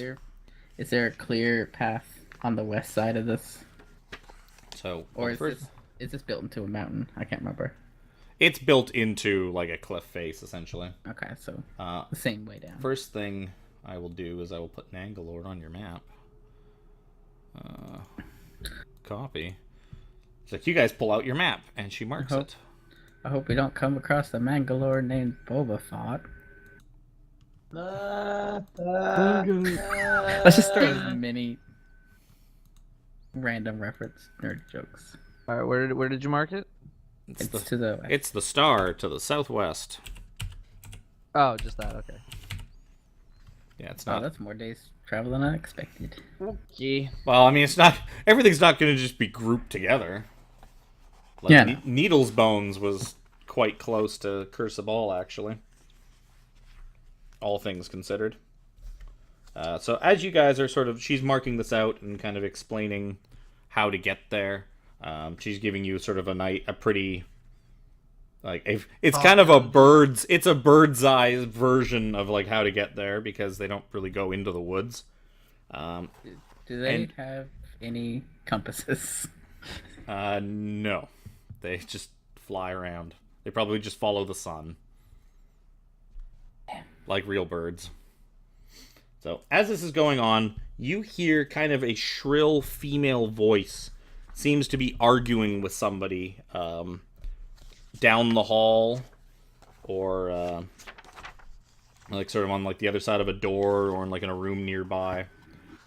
It's kind of hard to make out what it's saying, but the voice seems to be getting kind of like shriller and angrier, and it seems to be arguing with some kind of a male voice that seems to be keeping its calm. Can we hear what they're saying, or is it just Give me a perception check. Better than before. So yeah, you hear. It seems to be a woman arguing something about, like, they're my people. I demand to see them, and you can't keep them. You can't keep me from them. I am your queen. And after another like minute or so of this arguing, the door kind of just bursts open, and a Chultan woman kind of strides in. She's not terribly short. She looks very young. Like, she looks like a teenager, like maybe 17 or 18. Oh boy. Yes, as a friend. Sort of trailing behind her, kind of quietly, is like a little like Chultan boy, about like 6 years old. And the girl just kind of strides in, and She just kind of looks over at Ashara, and she says, "We have, like, there are guests, my people, and you did not bring them to me. Like, as the Queen of Chult, I demand that I be paid the proper respect of my subjects. It's bad enough that I am kept cooped up in this monastery, but to be denied speaking to other humans, I will not have this." I'm gonna lean over to Azaka real quick and be like, "Chalt has a queen? They just had Chult just kind of, Azaka kind of looks at you, and doing the best that she can. She just very vaguely just shrugs, I don't know, but tries to make it as unnoticeable as possible. And so, Ashara kind of, you see, give me insight checks, all of you, as Ashara kind of. There it is. So at least Pyro. Well. Well, okay, so only Pyro. So, yeah, kind of only Pyro. You guys all see Ashara kind of look at the young girl, and Pyro, you get a sense of just kind of, not frustration, but more ugh. Annoying. I'm getting too old for this. You get just a hint of that before that. I feel like Dusty all the time. There you go. Before that kind of just fades away, and she says, "Of course, my dear. It's friends. It's unnamed visitors to our monastery. This is Princess Mawaksanare. She is the rightful ruler of Omu." Hello. How am I gonna fucking type this? Mawaksanare. I don't remember the command for an accented E, but there is an accent on the E. Oh, and she says, and she kind of gestures to the small boy that's basically he's trying to do the best he can to put his sister between him and all of you, but you see a little head poke out every once in a while. She says, "Behind him is Na, her younger brother."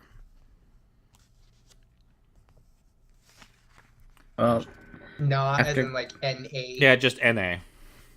Nah, man, nah.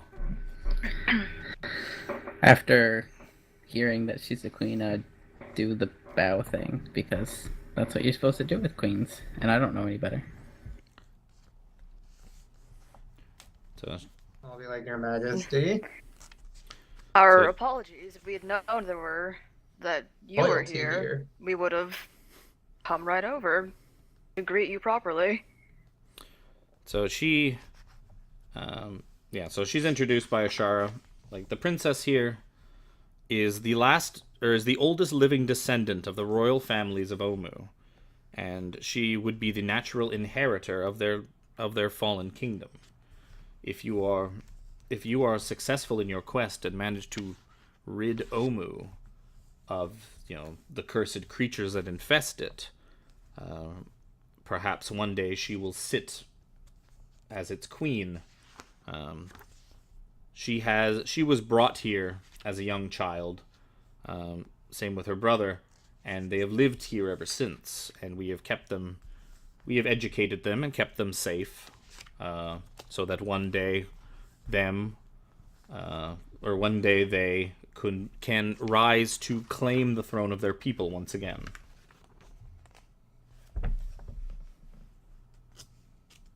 And so the princess she kind of strides forward, and just kind of pushes past Ashara and kind of pushes. She kind of ignores Azaka a little bit, just kind of looks at her, and then she sort of takes a little bit more interest in the four of you, and she says, "Your skin is so pale. It's you are not of Chult, are you?" Wow, racist. We are not. In the damn No. jungle for 3 months. I'm pale. Yeah, you probably have a good tan going, but you are not as dark as the not Chultans. tanned. Yeah, You're you are not. leathery. You are not dark brown like the Chultans. Benta black. Grave. Anyways, No, we are from We're not the from north. here, no. yeah, we're from the north.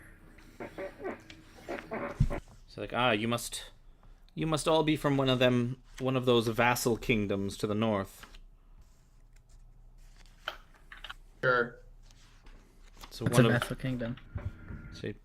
she says one of the parliamentaries or holdings that inhabit all the colder northern regions of the world. Like as she speaks, you guys kind of get the hint that either she has taken it under her own belief, or that perhaps she's been taught that Chult is kind of the Heroic center lesson. of the universe.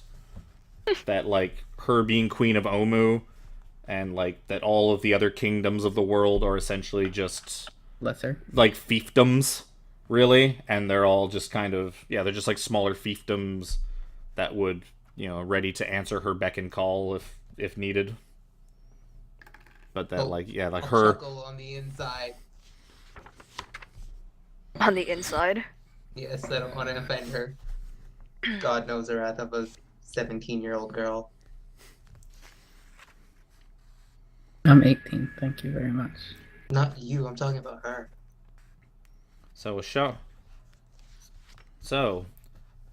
Ashara says you're going to Omu, are you? You're going to be the ones to free my kingdom from the terrible 1T and the cursed creatures that inhabit it, and allow me to reclaim my throne. That might be We a will side effect, certainly yes. try. You see her, she kind of like studies the lot of you, kind of looking you up and down, like sizing you up. You see her just kind of like, and then she kind of just as she kind of looks like she's gotten, sized you up, gotten enough of a look at you.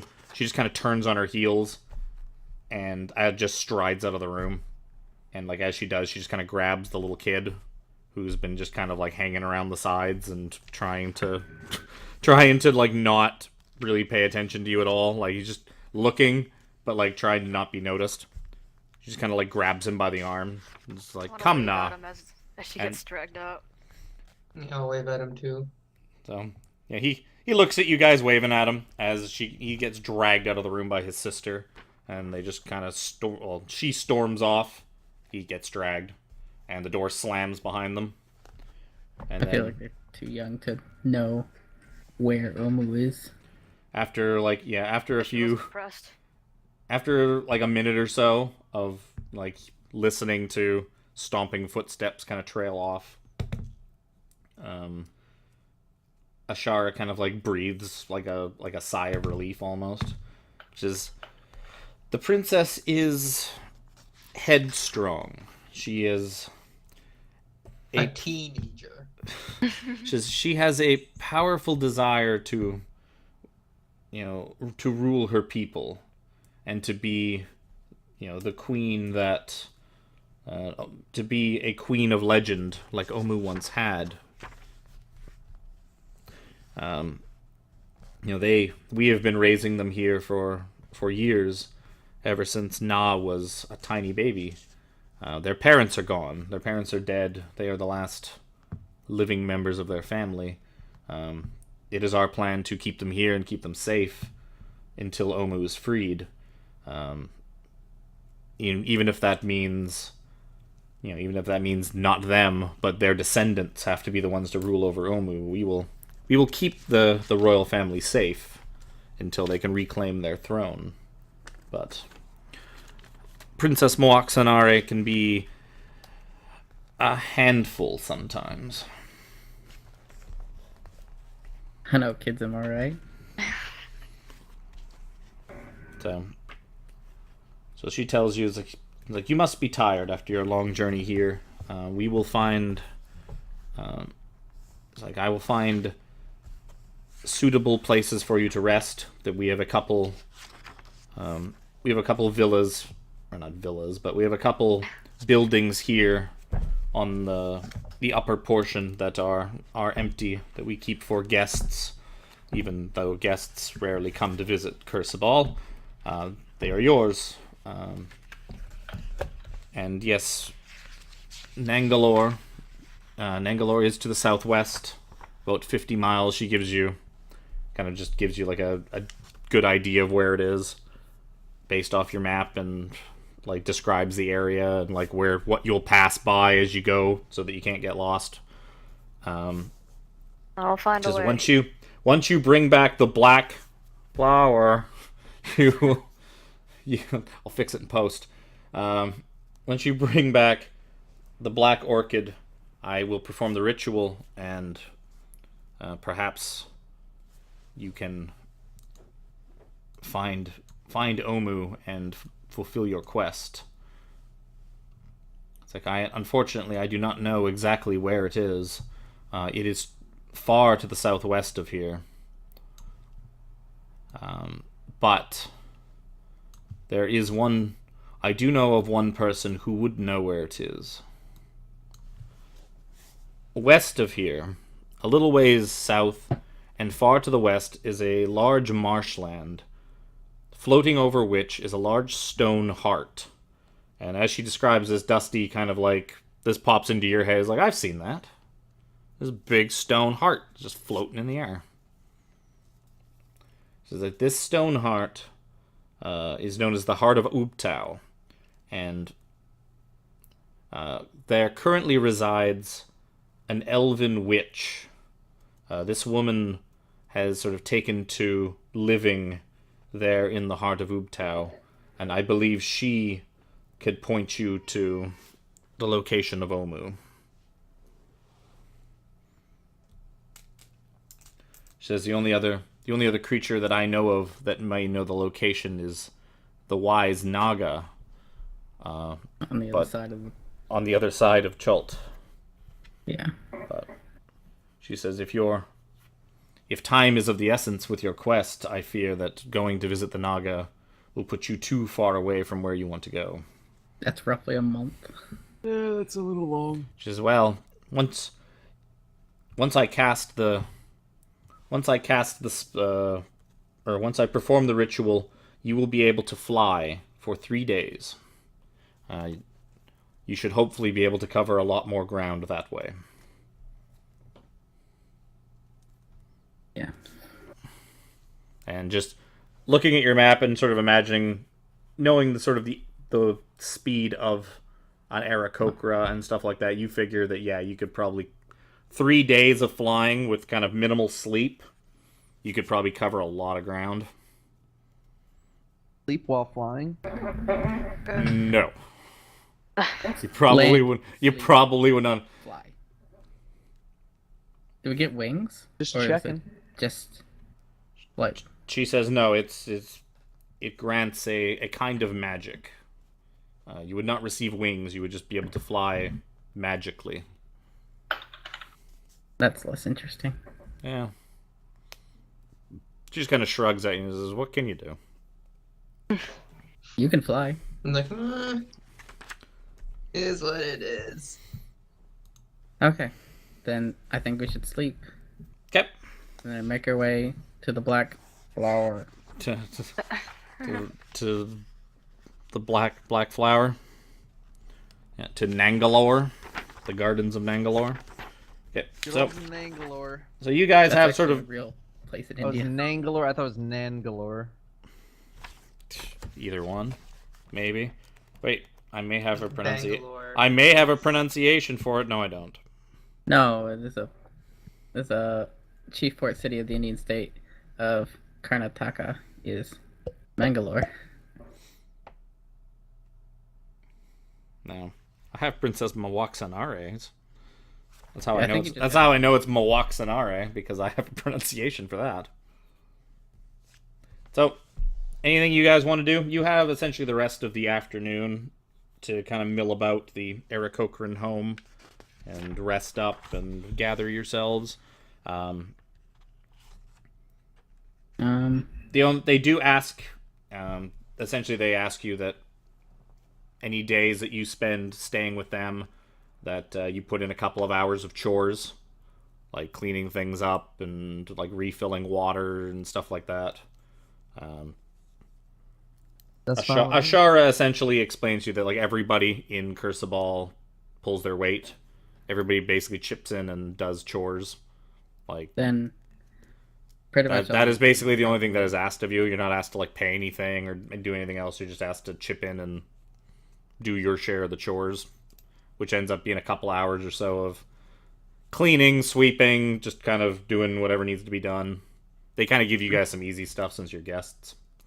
I will probably do more than my required amount of chores, but I'll probably cheat some too Yep.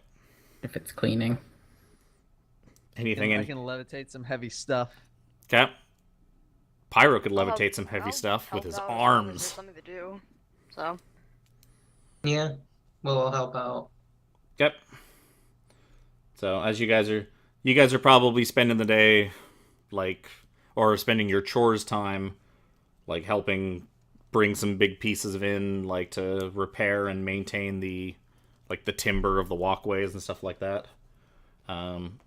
So at some point when you're by yourself, you hear a familiar voice behind you, Pyro. Sort of a somewhat high-pitched female voice. And she says, "You're quite strong, aren't you?" And Oh, you I turn like that. around. You turn around and see Princess Mawaksanare I'll be standing that I am. standing almost uncomfortably close. Oh no. A little closer than she probably should be. How tall is she? She's probably like 5'6" or something like that, and Okay, so just a little bit wow, shorter than me. lots taller than fucking Jez. I'll be like, that I am. Whoa, hello. You know, you are much closer than I expected. I'll take like a step back, just like, yeah, She's like, casually. she kind of like looks at like your armor and your like sword and shields and all that stuff you got like stowed on you. You see, she kind of like runs one of her fingers across the big cut across like the face of your chainmail, and says, I'll be like, "You are some kind of warrior or knight, aren't you?" I am indeed. I am a paladin. Used to be military. I just like I hit one of you guys on the shoulder like, look at this, look at it. Wait, are we seeing this? Give me perception checks. I don't see shit. Why are those highlighted weird? Yeah, Dusty sees it. Dusty's probably a good ways. Yeah, just Jez and Wacky don't. Dusty's like he's a ways away, but he looks up and he sees this happening. Yeah, my boy. I'm just intrigued on how he's gonna handle this. So I'm just Also, if you I really added, wish that I'd seen this. if you added Dusty's age and her age together, Dusty would be dead. Alright. Not necessarily. Where's the thing that I was looking for? Oh, yes, there it is. So she tells you, it's like a paladin. It's like, so you are quite skilled at protecting people.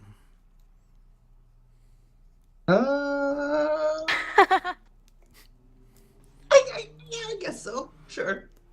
She's like, well, you must be. You and your friends have gotten this far. Like you all arrived safe and sound and alive, and you seem to all be quite unscathed from your journeys in the dangerous jungles so far. You must be quite good at your job. I'm okay. I'll just shuffle back just a tiny bit more, just like. So, just as you kind of shuffle back, she shuffles forward and kind of closes the gap. Hello. She says, it's like, I have a favor to ask of you. It's like, you normally, I would not trouble an outsider with something like this, but if I'm to gain widespread support and help gain the support to rebuild and repopulate Omu once you and your followers free it for me. Companions, not followers. Just gonna correct you right there. So, of course. Then she winks at you. I'm just gonna like. She says, I would require a long lost treasure. It is something that is symbolically significant to the Omuan bloodline. It is called the Skull Chalice of Chigare. Chigakare? I'm gonna be like, what's that now? Bless you. She like you see her like pull out some notes out of her. She's like Chigakare. It's like note card. She's been rehearsing this. God damn it, Chris Perkins. Why don't you put like half the fucking things in her? Yeah, so it is the Skull Chalice of Chigakare. I'm gonna need you to type that one. Yeah. I probably need to type it myself. Chigakare. It's got a whole bunch of consonants and an apostrophe. She urges you. It's like, you must find the chalice and return it to me for the good of Chult. It is not something of, magical or, like a powerful nature, but it is, it is a symbol of the royal bloodline, and with it, I feel like I could bolster my claim, not claim. She doesn't use the word claim because it's not. It's like she feels like she owns, like, this is hers by right. She's like, it would bolster my support from all over Chult. None would be able to argue that I am the true queen of Omu. It's like, I would consider it a great favor for you to return this to me. In fact, not only would you be well rewarded, I would give you a place at my side. You would be my grand protector of the queen. Like, I shall give you the honor of taking you as my first husband. I'm gonna be like, I like that it's first. I'm gonna put down the very heavy thing that I'm holding. I just lifted something. So yeah, she definitely would have got you like with this big beam like over your shoulder. I'm gonna just like put it down. I'm gonna be like, okay, I will definitely keep an eye out for it. However, I am kind of already in servitude to another. So she's like, what? What, that pale little troll that was following your group around? Do I hear this now? Huh? You get the sense she's talking about Jez's character, about Cass. Do we hear her yelling now? I'll be like, her? No. No. I serve a king. It's like, I am from the city of Neverwinter. It's like, yes, I've heard stories of your fiefdom of Neverwinter, and it's like, the false kings of your land, they owe fealty to me. They will be at my beck and call. Which was going to be my second point. You're young, and you're living kind of in like the middle of nowhere. You may not know what the state of the world is right now. She's like, do not presume to tell me what I know. I won't. Okay. I'll definitely keep an eye out for that thing. And she Don't just worry like about turns and just storms off. At this point, yeah, the rest of you probably see that Pyro was talking to the princess, and she just left in a huge huff, like even more so. I'm gonna wipe my forehead. It's like, holy shit. I'm gonna go over to him at this point and say, "You good, man? What did you do?" She was coming on to me, man. Like, she's like 10 years younger than me. That's not legal. Is that I ain't all? into this. Hey, you don't know what the laws are in Chult. I'm just laughing in the background. Dusty's. You guys look around. You see Dusty's like crouched behind a box, like watching the whole thing. And Dusty, give me a perception check. You also as this thing kind of ends, you finally notice that there's like a small boy that's just been kind of like crouched beside you behind the box watching this as well. And you look and it's Na, the princess's little brother. At some point he's kind of snuck over and has been like sitting beside you also watching it from behind the box. Is he laughing? He's just staring. Oh. And then you look at him and he like notices that you saw him and he kind of scrambles off. No, I'll tell Wacky what happened. I'll be like, she wants me to find. I'm sure she wants you. Like me and my followers. Taron. Your who? My followers. Which ones? All none You of them? guys. She means you guys. I don't know what's in her Oh. head. She wants Okay. us to find a skull chalice of Chigare. Sounds It's a- evil as fuck. I know. Sounds like it's like a symbol of her royal bloodline or something. She wants it to like use it to claim her, rightful throne, heir to the throne, well, stuff like that. So we can keep an eye out for it. It doesn't hurt. From the sounds of it, she doesn't want anything to do with you right now. Don't want anything to do with her. Well, not too much. Alright, well, If she's I'll asking move us first. a favor. I'll move first. We'll worry So- about this another time. So you guys finish up your chores for the day. You're able to kind of mill about if you want to. Other than that, you can just kind of hit the hay. What kind of food do the Aarakocra eat? They like music? Birdseed. there's just all these big birdseed bells hanging from like the insides of every building, and they just go and go to town on those. There's this one big Neat. bell-shaped object that's full of these seeds and nuts, and it just hangs from one of the buildings. You see them all flock to that and eat from it. Do I gather that they would appreciate music or just Yeah, I don't know, you school figure show? as long as it's not anything too you've spent enough Have a time to lyre. know that they seem to live. I mean, you've known a monk, but a really terrible example of a monk. So I don't know how well you guys would know proper monastic people, but this does feel very much like a monastery. It is a monastery, but these people do feel like they're living a very monastic life, very simple. So you imagine if you played some kind of mellow things that they probably would appreciate it. But you don't think anything too raucous or anything is Yeah. gonna really fly. They're probably not gonna appreciate it too much. And they're all about flying. Yeah, there you go. Hilarious.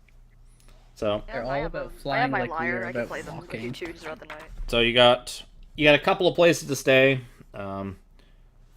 Azaka chooses to kind of, she feels uncomfortable, kind of sleeping this high up. She kind of just paces more than anything else. But she kind of urges the rest of you guys to get some sleep. What are the sleeping arrangements? Are you guys all? You were given two little houses essentially. The houses are they're almost like a room in an inn. That's how small they are. They're probably about 15 feet deep, 20 feet wide, with a couple of beds and I couple. can always use my And Well, thing. Your hut. thing. A hut. Well, Yeah, but that's the rooms are comfortable ugh. They're not. Okay. the I'm hut. just Would saying just, if we need it. the hut would just be in the middle of everywhere. Like this invisible force field in the middle of their street. Not that they're using it, but That's yeah. fine. I'm just saying if we need it. I mean, I guess we could split the rooms. Cass and Azaka can take one. The three of us can take the other. Well, Azaka basically forgoes a room. She's happy just pacing, and she might just go find like a big thing of hay to go like curl up in. I'll just. Basically, we're drawing six to see who gets stuck with Dusty. Okay, I the bet three of Dusty- you can roll to see who gets stuck with Dusty. I bet Dusty sleeps well. You did have a nice long nap on the way up. What do you want us to roll for this? Just a Whatever, D20? D20s, sure. There's less chance of ties with D20s. Jez is sleeping with Dusty. I thought Wow. it- So Jez and Dusty retire to their room, and Jafar and Charon retire to theirs. I make sure it's clean.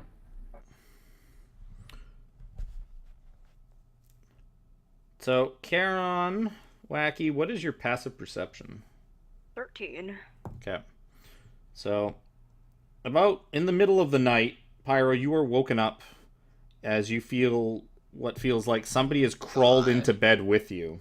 Like you feel a warm body kind of just like press in like into the side of the bed and kind of force its way in beside you. I was having nightmares. So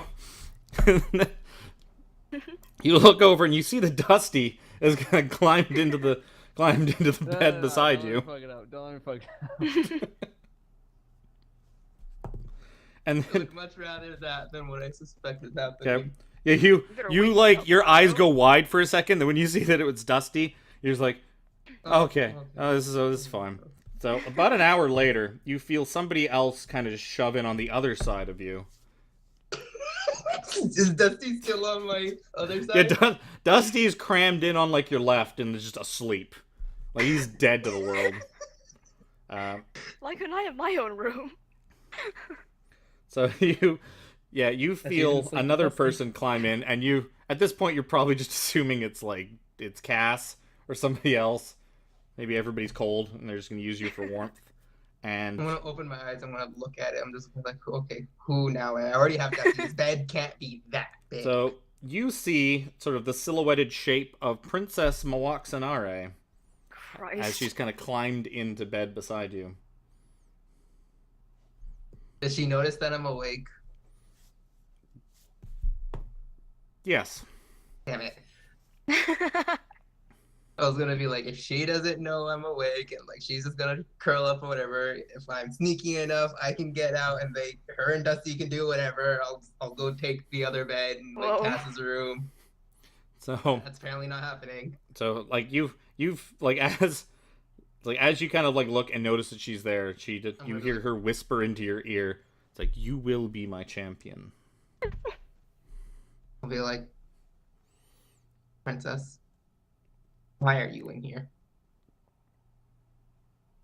I kind of want Dusty to wake up and answer it, but so No, I'm done fucking around with this.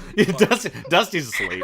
Trust me, I could have been going on and on, but for the sake of actually getting through this. She tells you that it's like, enough talking. It's like, you have a long and arduous journey ahead of you. Sleep. Yes, I do. I will if And then you give me my bed back. I really wish I you, wasn't. you in get here. you get no answer.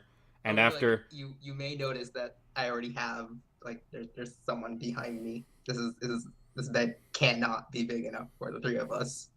it's feeling really cramped, but like she's pretty thin. Like she's a pretty thin girl, and Dusty's pretty thin, so you're making it work. I'm lanky. Yeah. So after you kind of keep saying things, and after a minute, you kind of notice that she's fallen asleep. You're like, fuck. I'm gonna wake up and see this. I'm gonna be like, how close to me is she? So she's basically like sprawled on you. Oh fuck. She's not like beside you. She's basically like on you, Like how almost. kids sleep.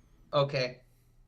Seeing as she's like I'm gonna test how heavy of a sleeper she is. And I'm gonna try and just like lift her up a little bit and like try and scooch out. So, unfortunately, like the only way you're probably because you're now trapped between her and Dusty. Like with Dusty there, the only way to like get out of she's basically pinned between you and the wall, and she's kind of like half on the bed, half on you. Then Dusty is just crammed in beside you. So the only way to really get to sneak out would be to kick Dusty completely off the bed, like onto the floor, and even then you're gonna have to like basically pry yourself out from underneath of her.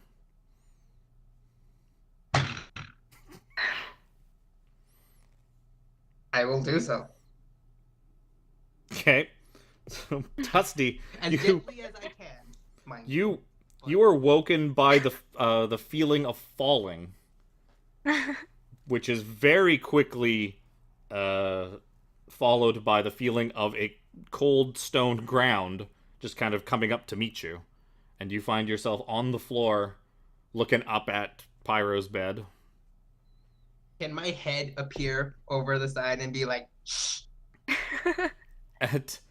I'm going to say that is probably enough of a noise to wake Charon. So you are now awake. You hear a thump in the room, and you look over and you see. There's like two. Oh, you're an people elf. in here. You're half elf, an so elf. you can see. You can see a little better than these guys can. So you see Dusty on the ground, like right beside Pyro's bed, and you see that there's somebody in bed, like basically like lying kind of on top of Pyro. Looks like some kind of Chilton female. I'm gonna try to Is that like, the princess? I'm gonna shimmy out. I'm gonna step over Dusty. I'm gonna put the blanket. I'm gonna be like, "Do you want to get back in bed, Dusty?" Do you? No, come. You're good. Okay. Like I'm gonna put the blanket. I'm gonna roll on- so she does not wake up. I will put the blanket on her. So How she many pillows were on the bed? probably like one or two. If there were two, I'm gonna give one to Dusty. I I'm see. just like, I see "Here, what he's you trying take to this." do. I'll hand him mine. And I'm just gonna So- leave. I'm gonna pick up my stuff and just. Actually, no. I'm gonna leave my stuff. I'm just gonna leave. I'm gonna go to Cass's room. Just sleep in Dusty's I'm gonna go bed. in Dusty's bed. Okay. You're just gonna leave me here like this? I'm just gonna So go. you see Pyro kind of create a little pillow wall between the princess and Dusty. The princess is just out like a light. Dusty kind of groggily just climbs back into bed and just goes to sleep. He's out like a light. It's like Dusty. like, one arm Dusty has a on each side. +4 to sleeping, so like he's As I get extremely into the skilled bed. at it. As I get into the bed, I'm just gonna like chuckle, just chuckle so hard. I'm like, that princess's face. So, I I've want to got- see that, but oh well. I've got the shit. Like I've got my blanket. I've got my pillow. Like on the beds each have that, right? Yep. I'm just gonna pick my shit up and go to their room, and I'll sleep on the floor. Okay. So you and Pyro sneak out of the room, leaving Dusty and the princess in the bed. I'm gonna say you guys are quiet Oh, enough. no, You don't end up wake waking up up Cass. Cass just sleeps through this. Listen, I got a -1 to my perception. I'm not. Oh, yeah, Fucking yeah, princess you're is gonna fast wake asleep. up- If you went to sleep next to Pyro, she's gonna wake up next to Tato. So I know. That's why. Early- That's why I'm chuckling so hard. I'm just like. Like, I come in, I'm just shaking my head at Pyro, but I don't. care early enough in the to- morning, I'm just gonna shrug in my bed. I'm just gonna be like. like No, morning that's fine, comes, That's fine. and all four of you are awakened by the loudest, shrillest scream that you have ever heard. Like it sounds like the death throes of some horrid creature. I'm not It's even- extremely loud to Dusty.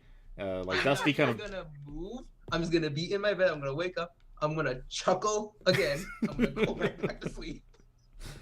So Dusty, Meanwhile, you were waking I'm up to. going to wake up and I'm going to be in such a panic that I fire off a. Oh What is it? shit. Well, you scared the shit out of me. So, So I think there's some sort of intruder. So I'm gonna go firebolt the main door. okay. I'll probably at this point I would have gotten up and tried to see what was going on. So We know what's going on. The scream. So Well, screams yes, commence. Dusty, you bolt up as like the screams seem to be coming from. They seem to be coming from like all around you.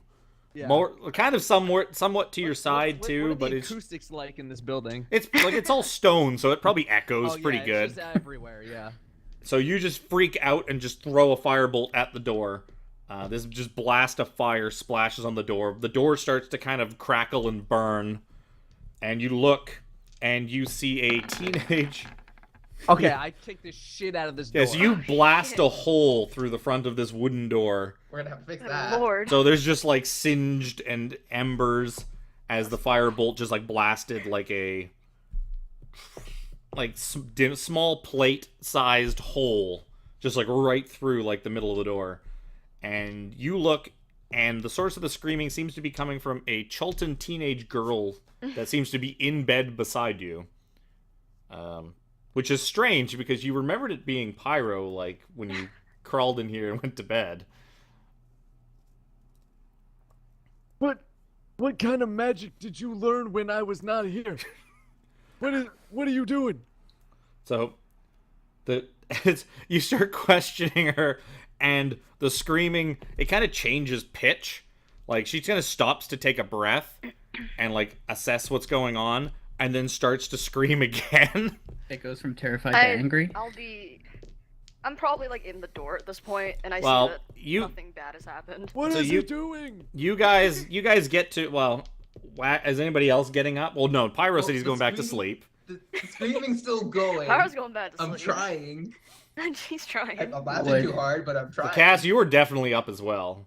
Oh, so that's actually enough to wake me. Oh, yeah. Well, then This I'll is probably woken, like, everyone in Curse the Ball. I'll probably rush because I hear a threat. Okay, so you and Charon burst out of the hut. As you guys are kind of bursting out the door, you look and you're like, why are you two in my room? That kind of starts to go through your head as you're like leaving. It's like, wait a second. It's like, you guys were sleeping over there. I'm You sleeping over as you there. like as you notice that Pyro is in like in Dusty's bed. Laughing mound. So you're just Kai's bed. confused. This is Kai's House of Repose all over again. So Except I'm not in the You- Thundering Lizard this time. you guys burst through the door, and The whole as you step outside, you see about a dozen Aarakocra just converge on the door to the other hut that you guys were staying at, which now has like this big smoking hole in the door. And you see them kind of just burst in, like, and just kind of 2 by 2 start kind of filling the room. The first couple of guys have like spears ready. So Dusty, you see these birdmen just kind of run in, and 3-4 of them get into the room and all just kind of point spears at you and start like yelling and demanding what's going on. It's like, the princess was screaming. What's going on in here? What? It's Jafar right there. He's doing some magic stuff. I don't know what's going on here. So they kind of 2 of them basically grab you from like under the arms and like drag you outside, while one of them stays behind and tries to like Would you stop. Tell him to get him off. What are you doing?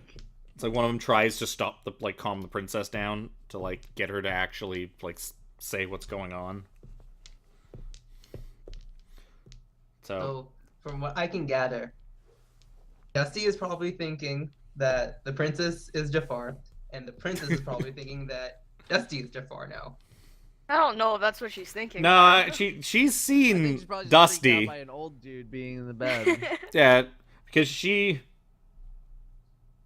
would have seen Dusty in the bed when she came and snuck into the room, so it's more like the fact that you left her in the bed, like, with Dusty.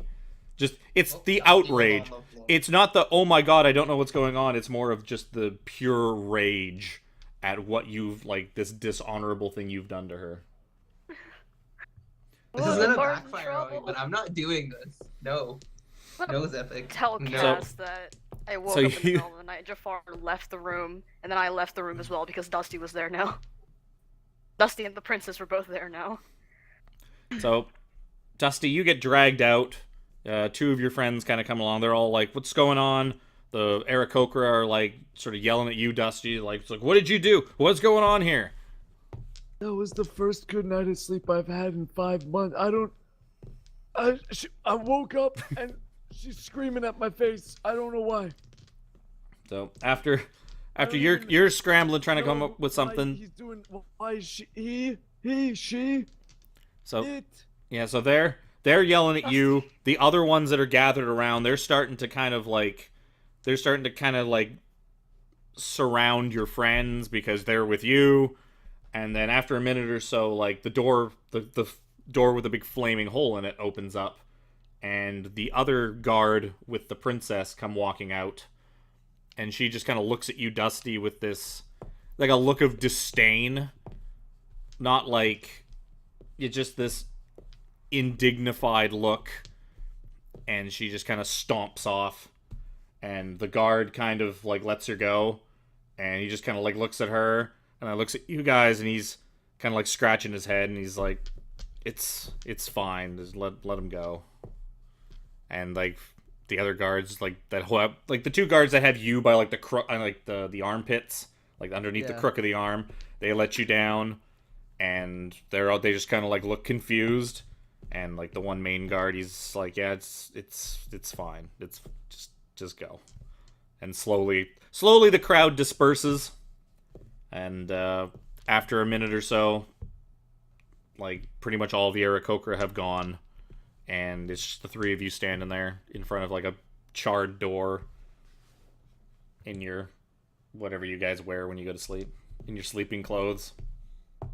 Now that the commotion has died down, I'll get out of bed and I'll peek out the door. I'm just like, Is the hole in the door mendable? Like, can I cast mend to try to fix it? Yeah. It would Okay. probably take like a couple. Mending's not a cantrip, is it? It's level 1. It It's a is. cantrip. It's a Oh, it is a cantrip. cantrip? Foot square. A foot square? Yeah, okay. It's smaller than a foot square. So, yeah. Okay. You're able I to go up sit to the there and door, cast start some. fixing You it. can take a couple of minutes to just like work some mending on it and patch the hole in the door. Yeah, Dusty just kind of looks I at you was gonna guys, say, completely confused. Someone probably gonna need to fix that. Yep, I got it. And I put my I finger got in my it. nose. in the door, I'm just gonna be like,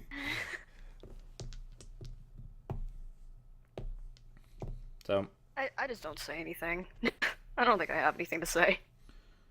I walk back in and I just plop back down on the bed.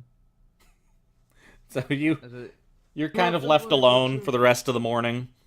I'm up Um, now. I'm ready to do stuff, so I'll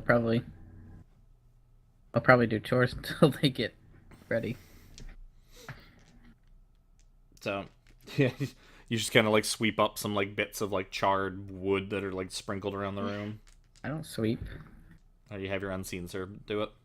No. Have you been magically cleaning the whole time? Yeah, I just Yes. magically clean everything. Okay. I will like at some point, because yeah, you didn't say that yesterday. But yeah, at some point, a juvenile Aarakocra probably started to follow you around and watch you like magically clean everything. Yes, like- And he sees you just magically scrubbing people down. It's a different type of bathhouse. You just stand there and I But like every time you like cast like a car wash. like prestidigitation and like clean something or like patch something up, you see this like little. He's probably like he's probably like 3 feet, 3.5 feet tall Aarakocran child.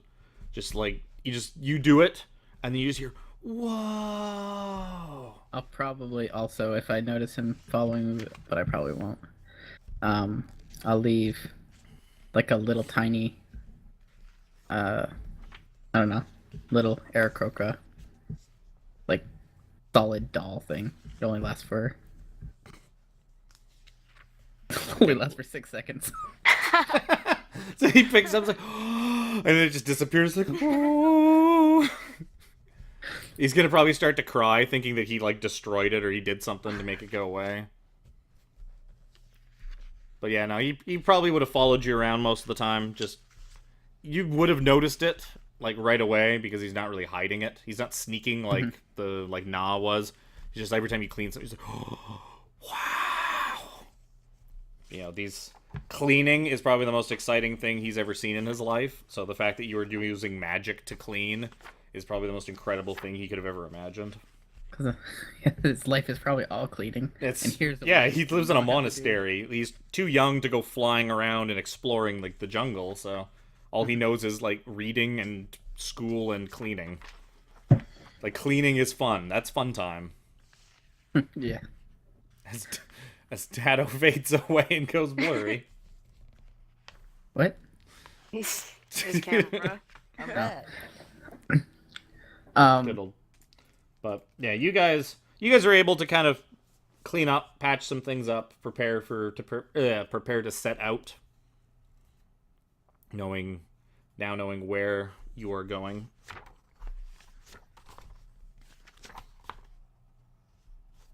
So unless you have any other business, the Aarakocra for the most part seem to kind of, half of them kind of just like leave you alone for the day.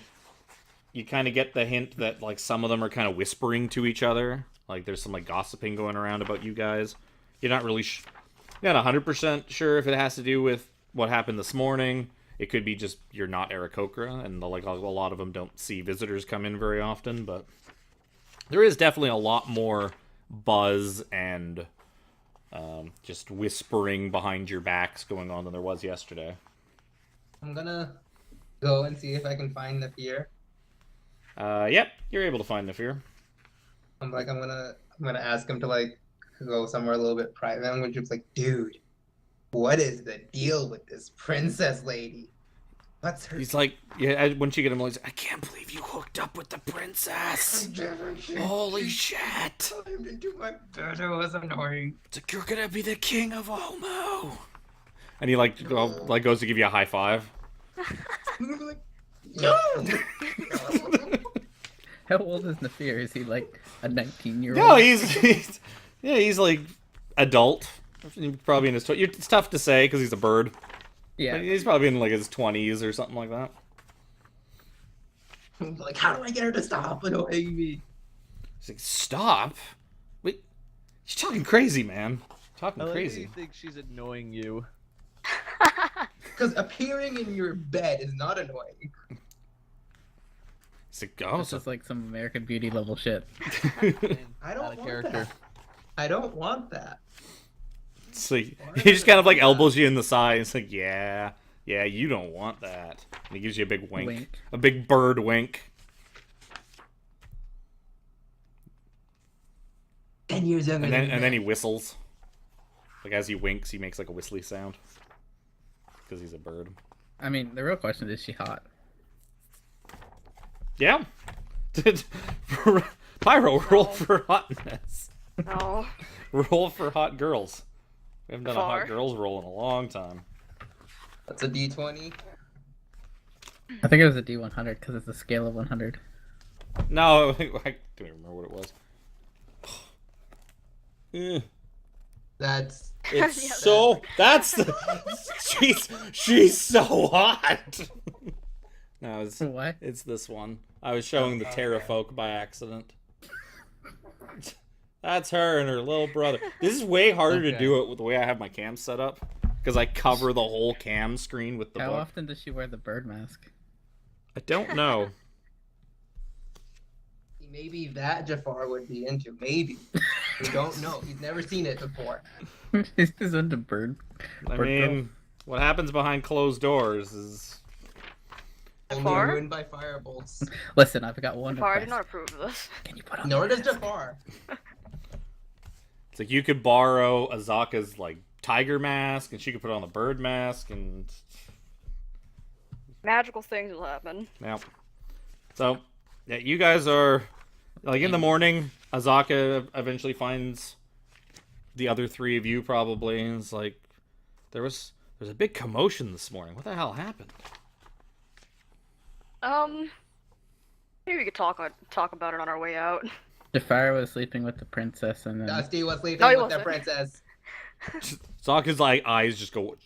He was sleeping no, he with the wasn't. princess. No, they weren't. Dusty Her jaw just drops like actually slept with her. I did. it's like she's like, huh? It's- Never it's thought he not- had it in him. we would have thought I'm we just killed him. shaking my head. I wasn't even in the bed. No. So, Oh boy. if unless you guys have any further business, you are able to set out. I think I've had enough of Curse of Ball for now. Okay. Don't if worry, you, we're Resort coming kid. back. if you want, you back. could use. You could climb down. It'd be a much easier descent than it was an ascent, or Ascend. We could ascent. jump. Or you could jump, and Yeah, Wacky jump. could just spell you guys down, which is probably the Jumping. easiest way. I'm gonna look at Azaka and be like, feeling up Is- for another fall. She just kind of looks at you and just like rolls her eyes. She's like, I don't even care anymore. Like all of this is just. You're on your way to not having this fear anymore. That's Yeah, good it's like news. yeah, until you guys leave. Think of it this way: in like, maybe a month, we'll be flying. A month. Oh no. It's only gonna be like 2 weeks. Yeah, Not it's probably gonna only be gonna be too like a couple. Yeah, it's gonna be like 5 days there, 5 days back. It's going to be a 10-day. Haha. So I'm guessing Wacky, you gonna cast the thingy? Sure thing. Sure. Does Dusty know what No. we're doing? We're just No, this is new to Dusty. Yeah, you guys all start like preparing to jump off the cliff, and Dusty probably just like looks at you guys like you're fucking crazy. It's group suicide, man. Just come on, we're all doing this. After what happened to Jafar. I'm just in a very, very maybe not upset, but just disappointed. I'm not mad at you. I'm Disappointed, it's just efficient. disappointed. Just a general sense of disappointment. Why are you disappointed? Over the Dusty? princess thing? What? Why am I just? You're gonna ask? You were gonna ask.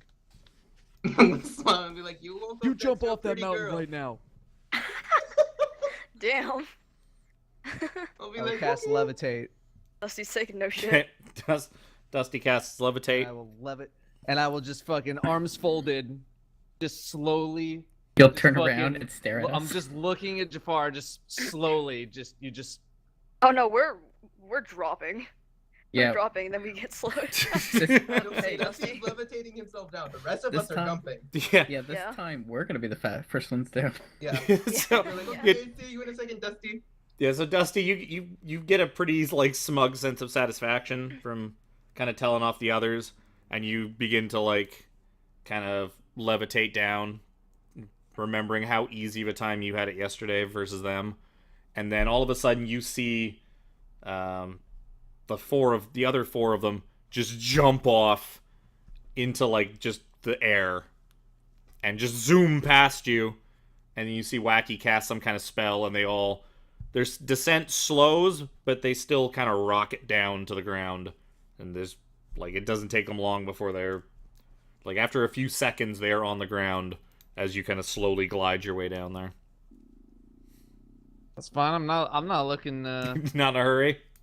on a hurry at all. Yep. You probably just turn around so that you can face them when you land. You slowly rotate because you were facing them on the cliff before, so then you can just slowly turn 180 and face them when you get back to Just the bottom. sitting there with your arms crossed. The entire way down to Yeah, the so 5 minutes later, Dusty shows up as he has slowly descended down the cliff face and World's Tut- grumpiest elevator. just touches the ground with like just this effortless, weightless, just thunk. Yeah, our way is a bit more reckless, I guess. Yeah, you guys just kind of dove off, and you still land hard, like you still land with a good deal of momentum and speed, but like not enough to like hurt yourselves. Like it's still just like a It's like a parachute. thud. It's a parachute. Yeah. And like a parachute, you don't just like gently like, oh, I'm on the ground now. It's just like thunk, and you kind of roll a little bit. But it's fine. You're not hurt. Everything's great. It's awesome every time. So I'm glad you enjoy it. So you guys begin to push on into the jungle. Wacky, give me 3 survival checks. First one's gonna be 17. 16. 16. Yeah, so And following the 19 directions you guys got from bird. Ashara. I Ashara. guess she rolled the Ashara. 3 numbers closest to 17 that weren't 17. She did. So, you follow Ashara's advice and kind of head over to the river. And from there, you're able to just... From there, you have an easy time making your way to the gardens of... Oh, God. That's not what they're called. The gardens of... Oh, God. Of Nangalore. So... Yeah. You make the journey. On the 5th day, the 5th morning, you make it to Nangalore. You kind of... As the jungle kind of parts... You've been sticking to the river for the most part. It's been pretty easy going. And you kind of keep following the river... And you follow like a creek or a stream in, and it leads to this large hanging gardens, just kind of nestled in the jungle. As you approach, you notice a fantastic edifice rising up out of the jungle, a hanging garden of exotic beauty. Water streams down the steps between 2 massive elephant carvings. Beyond them, a broad, flooded avenue runs arrow straight for more than 100 feet before it ends at a carving of a Tyrannosaurus face. Water pours from the Tyrannosaurus's jaws and flows the length of the concourse to drain down the steps in front of you. 5-foot-high terraces flank the boulevard. Low archways, 3 on each side, are built into the terrace walls. These archways are in various stages of collapse, as are the tunnels beyond them. Beautifully carved, larger-than-life stone faces are mounted between the arches. A wild profusion of plants grow on the upper terraces, and multicolored parrots and canaries flit and sing among them. To the north, a dilapidated brick dome rises above the Tyrannosaurus head waterspout. Smaller, bell-shaped domes surmount the highest terraces to your left and right. You're back. Wow, this is a much more elaborate garden than I was expecting. It is an extremely large and elaborate gardens. So it's essentially it's a tiered gardens. The main concourse is elevated. There's like some steps that lead up.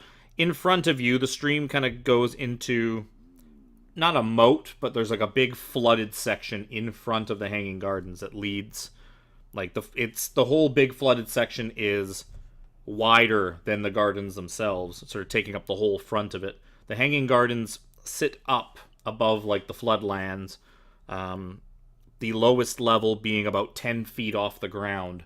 The stairs, dead center in between the big elephant statues, lead up about 5 feet to what would have probably been the main road, which is now a flooded, like almost a river, as like the road is the main kind of road in has become flooded.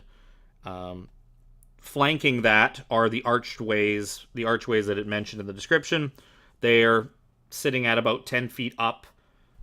The entire left and right sides of the hanging gardens are 10 feet higher than that first level. And then there's like 2 in the back. There are like 2 big buildings in like the back left corner and the back right corner, with the large brick domed building in the center. So it's essentially, you've got like Water Street, and then higher than that's like a level, and then on the outsides there's another level, and then there's buildings that are higher than that, and then this big domed thing in the middle. So it essentially, there's tiers up and up throughout these gardens, and a lot of it seems crumbling and decayed and overgrown. As you sort of, you kind of keep your distance, but as you approach, you notice a couple of objects or creatures or something kind of bobbing in the water in front of the staircase that leads up into the gardens. Are they snakes? Give me a perception check, or yeah, give me a perception check. More about seeing than knowing what it is. More seeing than figuring out what they are. Nice. There's some Nice. Real How did I quick, roll how 13 deep is the and get a water? Jesus Christ. It was on the 20, dude. Listen, Can don't need to know Azaka what's save in the there. day? She's rolled all right. So Pyro's since, AFK. since Pyro's not here, yeah. So the three of you like, they're like, oh, there it is. You guys start like striding forward, and Azaka kind of just like reaches out and grabs like a couple of you, and then grabs a third one, and, like pulls you back, and points at the like the lumpy things that you see kind of bobbing in the water, and she says, "Crocodiles." Oh. And she says, I count 3 at least. There might be more. And she kind of points them out to you. Right. You might Yeah, be able to get them there seems to be at least 3 crocodiles in the sort of flooded marshlands directly in front of the what seems to be the only way, like the only sort of set of stairs like up into the main part of the gardens. I wonder if they would follow something if we threw a rock or something over there. Or a stick. If they'll go towards it. Are also magic, so I could cast a minor illusion, if anything. The magic stick? I don't know Sure. how well that's gonna. You could also kill them and eat them. If Pyro's here, that's what he would vote for. Seems to be. People his eat case with all crocodiles. animals. And they do. Well, we definitely don't want to fight them in the water. I don't think they're gonna come out of the water, so.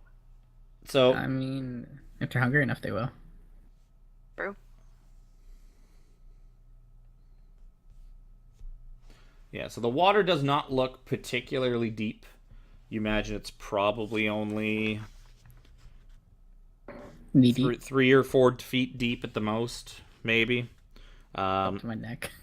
Yeah. They seem familiar. Depending on where you, because this is like this is not like a flat plane of water like you would probably see inside the gardens once you get in there.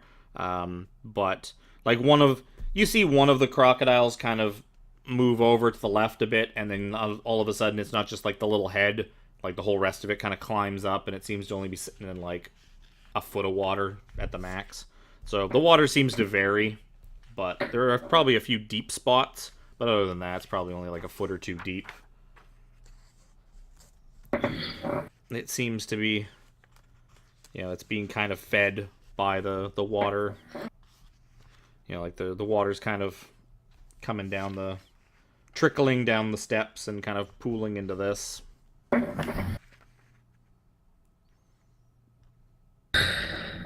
All Well, right. we can. I don't know. We either have to fight them or distract them. Because splashing through that water is going to cause noise no matter what. Yeah. I mean, I don't mind fighting them. But I've not fought anything in a long time. Looking to, Even- Fighting starvation. Dusty can remember the time he had to wrestle a crocodile to get something to eat. yeah. Thus, you can remember the time you wrestled That's with something to eat. a little 17-year-old crocodile. Cholton girl. You saw crocodile chomping down on an almirage, big rabbit thing, and you're like, No, it's mine. and you just jumped on top of the crocodile and rolled around with it for like an hour till both of you were exhausted, and the rabbit got away, so you ate the crocodile. I feel like distracting them is going to take a lot longer. Well, I was just going to throw something and hope that a couple of them go. But- See, I feel like we are never lucky enough to get that to happen where we just end up running away and not fighting afterwards. Because you're going to throw a thing, and then someone's going to fail a check, and we're going to have to fight them anyway. So, Well- I'd rather just cut out the middleman and just pew pew. Well, Know what if I'm you want to saying? start it up. I, I was gonna use minor illusion to do something, but If you want to do something, You see, Azaka's got like her bow and arrow out. Like when Dusty's suggestion is like, let's roast these crocodiles. She's just like, I don't know. I don't know. She- does anyone She doesn't have seem to. cats? She doesn't seem to have any you wanna fear of the crocodiles. I got no fear of it. you wanna just Jazz, you just wanted to make noise to get them to look to potentially go in a different direction, right? Oh, I was gonna throw something in the water, because then they might think something jumped in the water. I mean, if you want to do that as a diversion while we set up, you can do that. Alright, I'll cast Minor Illusion and make it look like something is I splashing around in the water. am- That's before we 30 feet away start- from us. Before we start, What's the range of Minor Illusion? 30 feet. I am going to cast True Strike on myself Okay. before we start. Then I'll also prepare Firebolt. Are we just gonna run through these guys, or are we like trying to shoot them? Consensus seems to just be to shoot him. Yeah, at this point, it's... You don't think that you could just run, like, just cut right through? Because you Not guys in the wading water. through the water is going to be slower than them pursuing you in the water. Yeah. Then I will prepare a javelin to throw at them. Okay, so I will... how close will- do you guys want to get to the water before you start sort of firing all this stuff off? The main basin of water in front of the stairs is like it's plenty wide. Like you've got like about 100 feet of water, and it kind of the shoreline, if you want to call it that, gets narrower and bigger. There's like a big pool kind of basin area right in the middle where the stairs are, and that's probably about 50 feet from edge to stairway, and then the crocodiles. The three that Azaka pointed out are all just kind of floating in that middle basin area. And then it Okay. kind of gets skinnier and closer to the gardens as you go. I mean, I'm gonna stay back as far as possible. Then Yeah, I'm you gonna- have that. Yeah, Wacky has to get pretty close if she wants to minor illusion. Because even she's only got bother? 30 feet. If at the worst, it might lure one of them away for a little bit, and then But we're you gonna have to don't kill have... it anyways. Well, that way you don't have three at once. I'd imagine that their swimming speed is fast enough that it doesn't matter. Well, I mean, it'll probably be there in a turn, but... I'll do it anyway. Just for I never use Minor Illusion. Okay, so are you going to sneak up while everyone else is preparing stuff, or how are you I'll doing? try. Sure. I'll say the rest of you guys are 10, like 20 feet back from the edge of the pool. Well, I wanted to be in between anyone that's getting close. So I guess I'm sneaking up too, then. Okay, But Wacky, you're I- able to get to the edge of the water, which puts you about 50 feet from the stairs, and then probably about 25 feet from the closest crocodile. And then that one would be the closest, and then there's two more, like one off to the left, one to the right, and they're further back, probably like 40 feet or so. And if you want to follow her, Jez, you can... Yep. So you sneak up, or whatever, as far as you want to be between... Yeah, basically just in front of Wacky. Just in How front of close Colonel. can I get without having to sneak to get any closer? Exactly where you are. And then that's exactly Any where I'll movement. be. Any movement will probably startle them. Clunk, clunk, clunk. Especially because we're not walking on ground anymore. Now, he doesn't make We're walking clunks, he makes like Stone. sounds like a change purse. Because he's Yeah. chainmail. Sounds like a big old bag of pennies. on- It sounds like chainmail with a little bit missing. Yeah, except there's one part that's really quiet right in the front. So, yeah, you guys can... Azaka just kind of hangs out beside Dusty, like preparing to shoot some arrows. Same. Well, javelin. Javelin I'm gonna just be taking Javelin a defensive arrows. stance in front of Wacky. in front of Wacky, or... Well, yeah, I just wanted to be like... The first. Well, in line. Wacky's essentially at the edge of the water, so you'd have to get into the water to be in front of Wacky. You can be beside Oh, her. okay. Yeah, I'll be beside her, or I'll be very close by so that she can run behind if she needs. Yep. So like 5 to 10 feet away. So I'm gonna get you guys to roll initiative, and then I'm gonna give you a. Well, I guess. Do you want? I guess you're waiting. Don't want Wacky to do her thing first, right? Just trying to get these things to look away, the other way, maybe. So I'm guessing that's the signal. Wacky do her thing, And everybody Yeah. let rip. Dado already prepared his true strike. Like he already cast that while you guys were sneaking up. So yeah, go ahead, roll your initiative. Where Zaka. the fuck is my character token? Top up left. here. Way up in the corner. Ready, bitch. Yeah, he sure is. Crocamigators rolled way better than Azaka did. Croc-o-gators. Crocatigators got To be an fair, 18. Wacky being at the bottom means that she's technically at the top. Because we're all waiting Well, on her. Yay. Yeah, so what I'm gonna... Yeah, you know what? So we'll just forego that. So Wacky go. And I'll let you guys have a surprise round on the Crocatigators. So we'll move into real initiative once you guys all fire off all your stuff. So Wacky, do whatever your thing is that you wanted to do. I'm just making a noise, something to get them to sort Yep. of go away from us. Are you trying to Wait. just target it on one of them, or I can only reach one of them, can't I? you can only Unless I kind of can get go it? a little bit further. You can only get it in That one. front of, like, you get it on the other side of the first one, but that's about it. Like, just on the other side of it, like, basically, like, in front of its mouth. Yeah, I'll do that then. I'm gonna roll.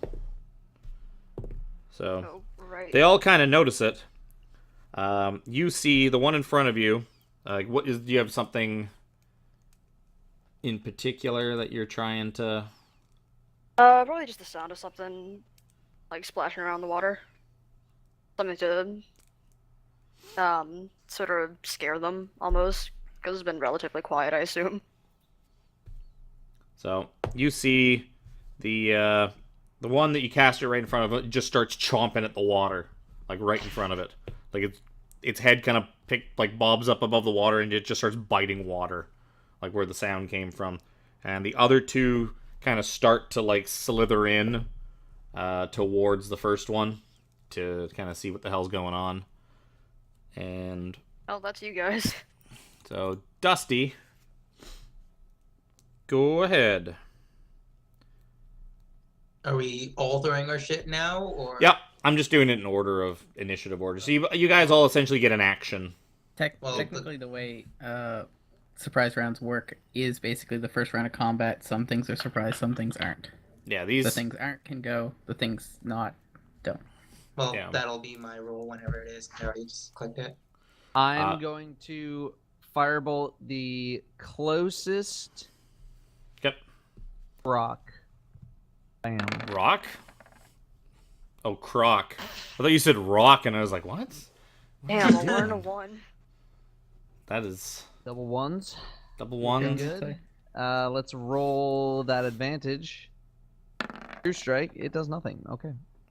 Well, Can we tell the you bad definitely part hit about it. So you guys both hit it. Pyro, you could throw another javelin if you want to. Sure. Because you do get a Crap double on the attack. Roll, dude. Yeah, I will do that. Yeah, so there's now 2 javelins sticking out of this Crocagator. One of the javelins is on fire. Dusty just manages to kind of light the javelin up. I need my sheet to keep track of health. Yeah, it seems to be kind of... It starts death rolling in the water to try and get the javelins off of it. As it seems pretty hurt from that. Jez, what were you doing? I was just taking a defensive stance for Wacky to hide Okay. behind. So you Oh, were doing I'm like that. a foot taller than Crocagators you. missed their turn. Yeah, but they're also Pyro split threw off the ground. his stuff early, technically. Azaka, pair of arrows. So she fires one arrow and misses, just goes in the water. As this thing's death rolling and spinning around, she misses it. Shoots it the second time, and gets it right in the brain. And the thing stops rolling. Its momentum carries it an extra turn or two, but after that it just kind of bobs and floats at the surface. And that Crocagator is done. That'll take us back to Wacky. And How now far away is the next closest one? they would have started to move in, but they're probably still about, I'll say they're 35 feet from you.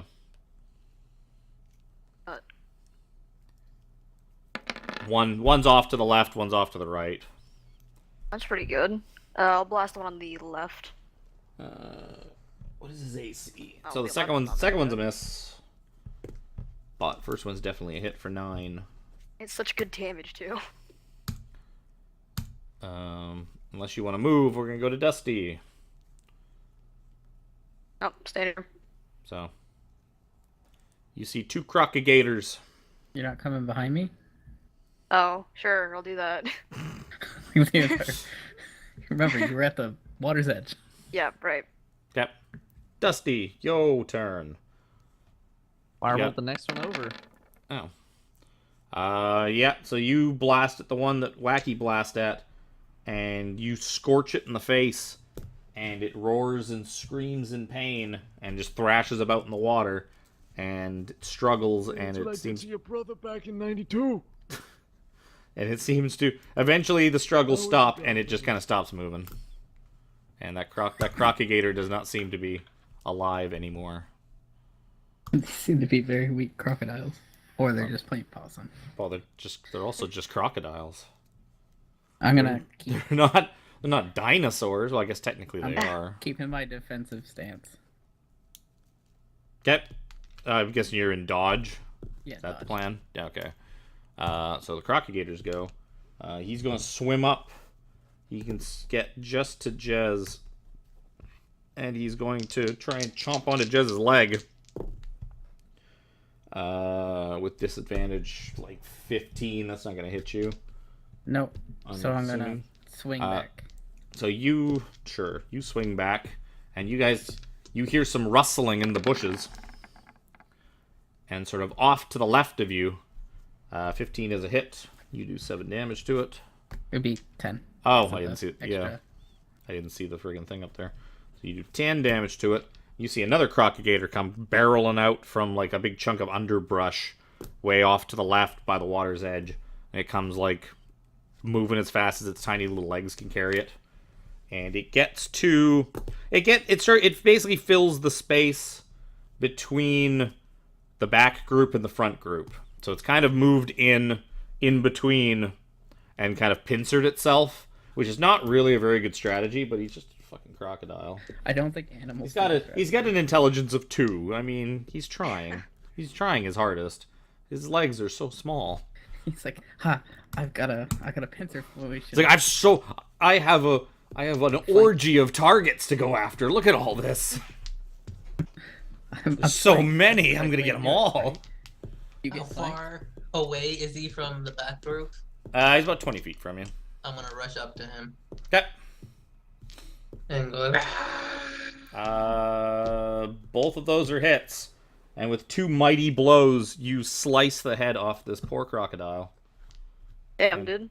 I was It so is. confused too. Yeah. Isn't that so much easier than trying to distract I them will and, move the rest of and my hope You're the they one go always over saying that there we and do then nothing but someone fight. trips into the water and they land face first? That would be And me. then the crocodile starts chomping their ass and You're the So, one Well, who's always saying we don't try to do Yeah. anything cool. yeah, but this is something that's just like let's just get this going.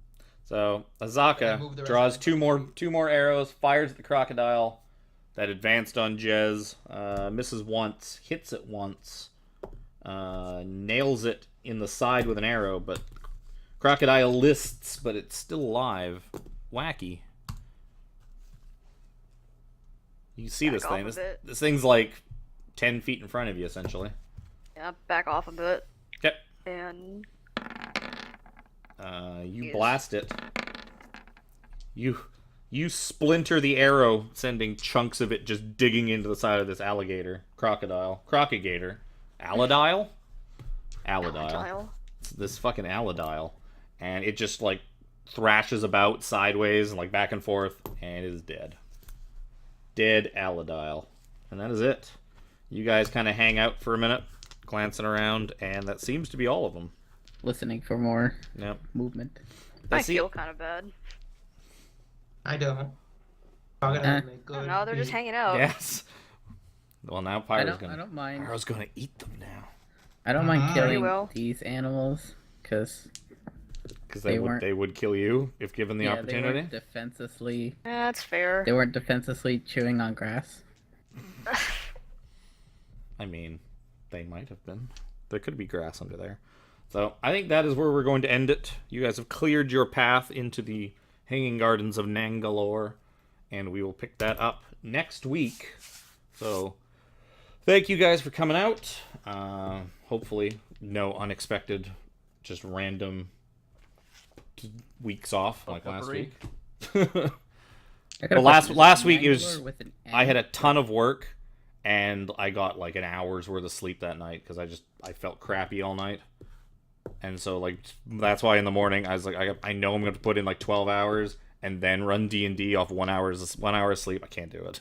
Can't do it. I'm calling it. You guys will be thinking about doing something for a while, and I'll just be like curled up in my chair asleep. Cat be walking all over me. And a pull of bones. Yeah, it's full of bones. Fall asleep on stream. It's too bad he didn't have his cam on for that. It'd be funnier. So, thank you guys for coming out. Hope you guys come to next week's and continue watching. Where's my thing? I'm so fucking bad at this. So thank you guys. Were you Still still don't have your... like this? I can't find anything on my stupid OBS when I need it. So thank you guys for coming out. See you guys next week. Bye. Thanks for coming.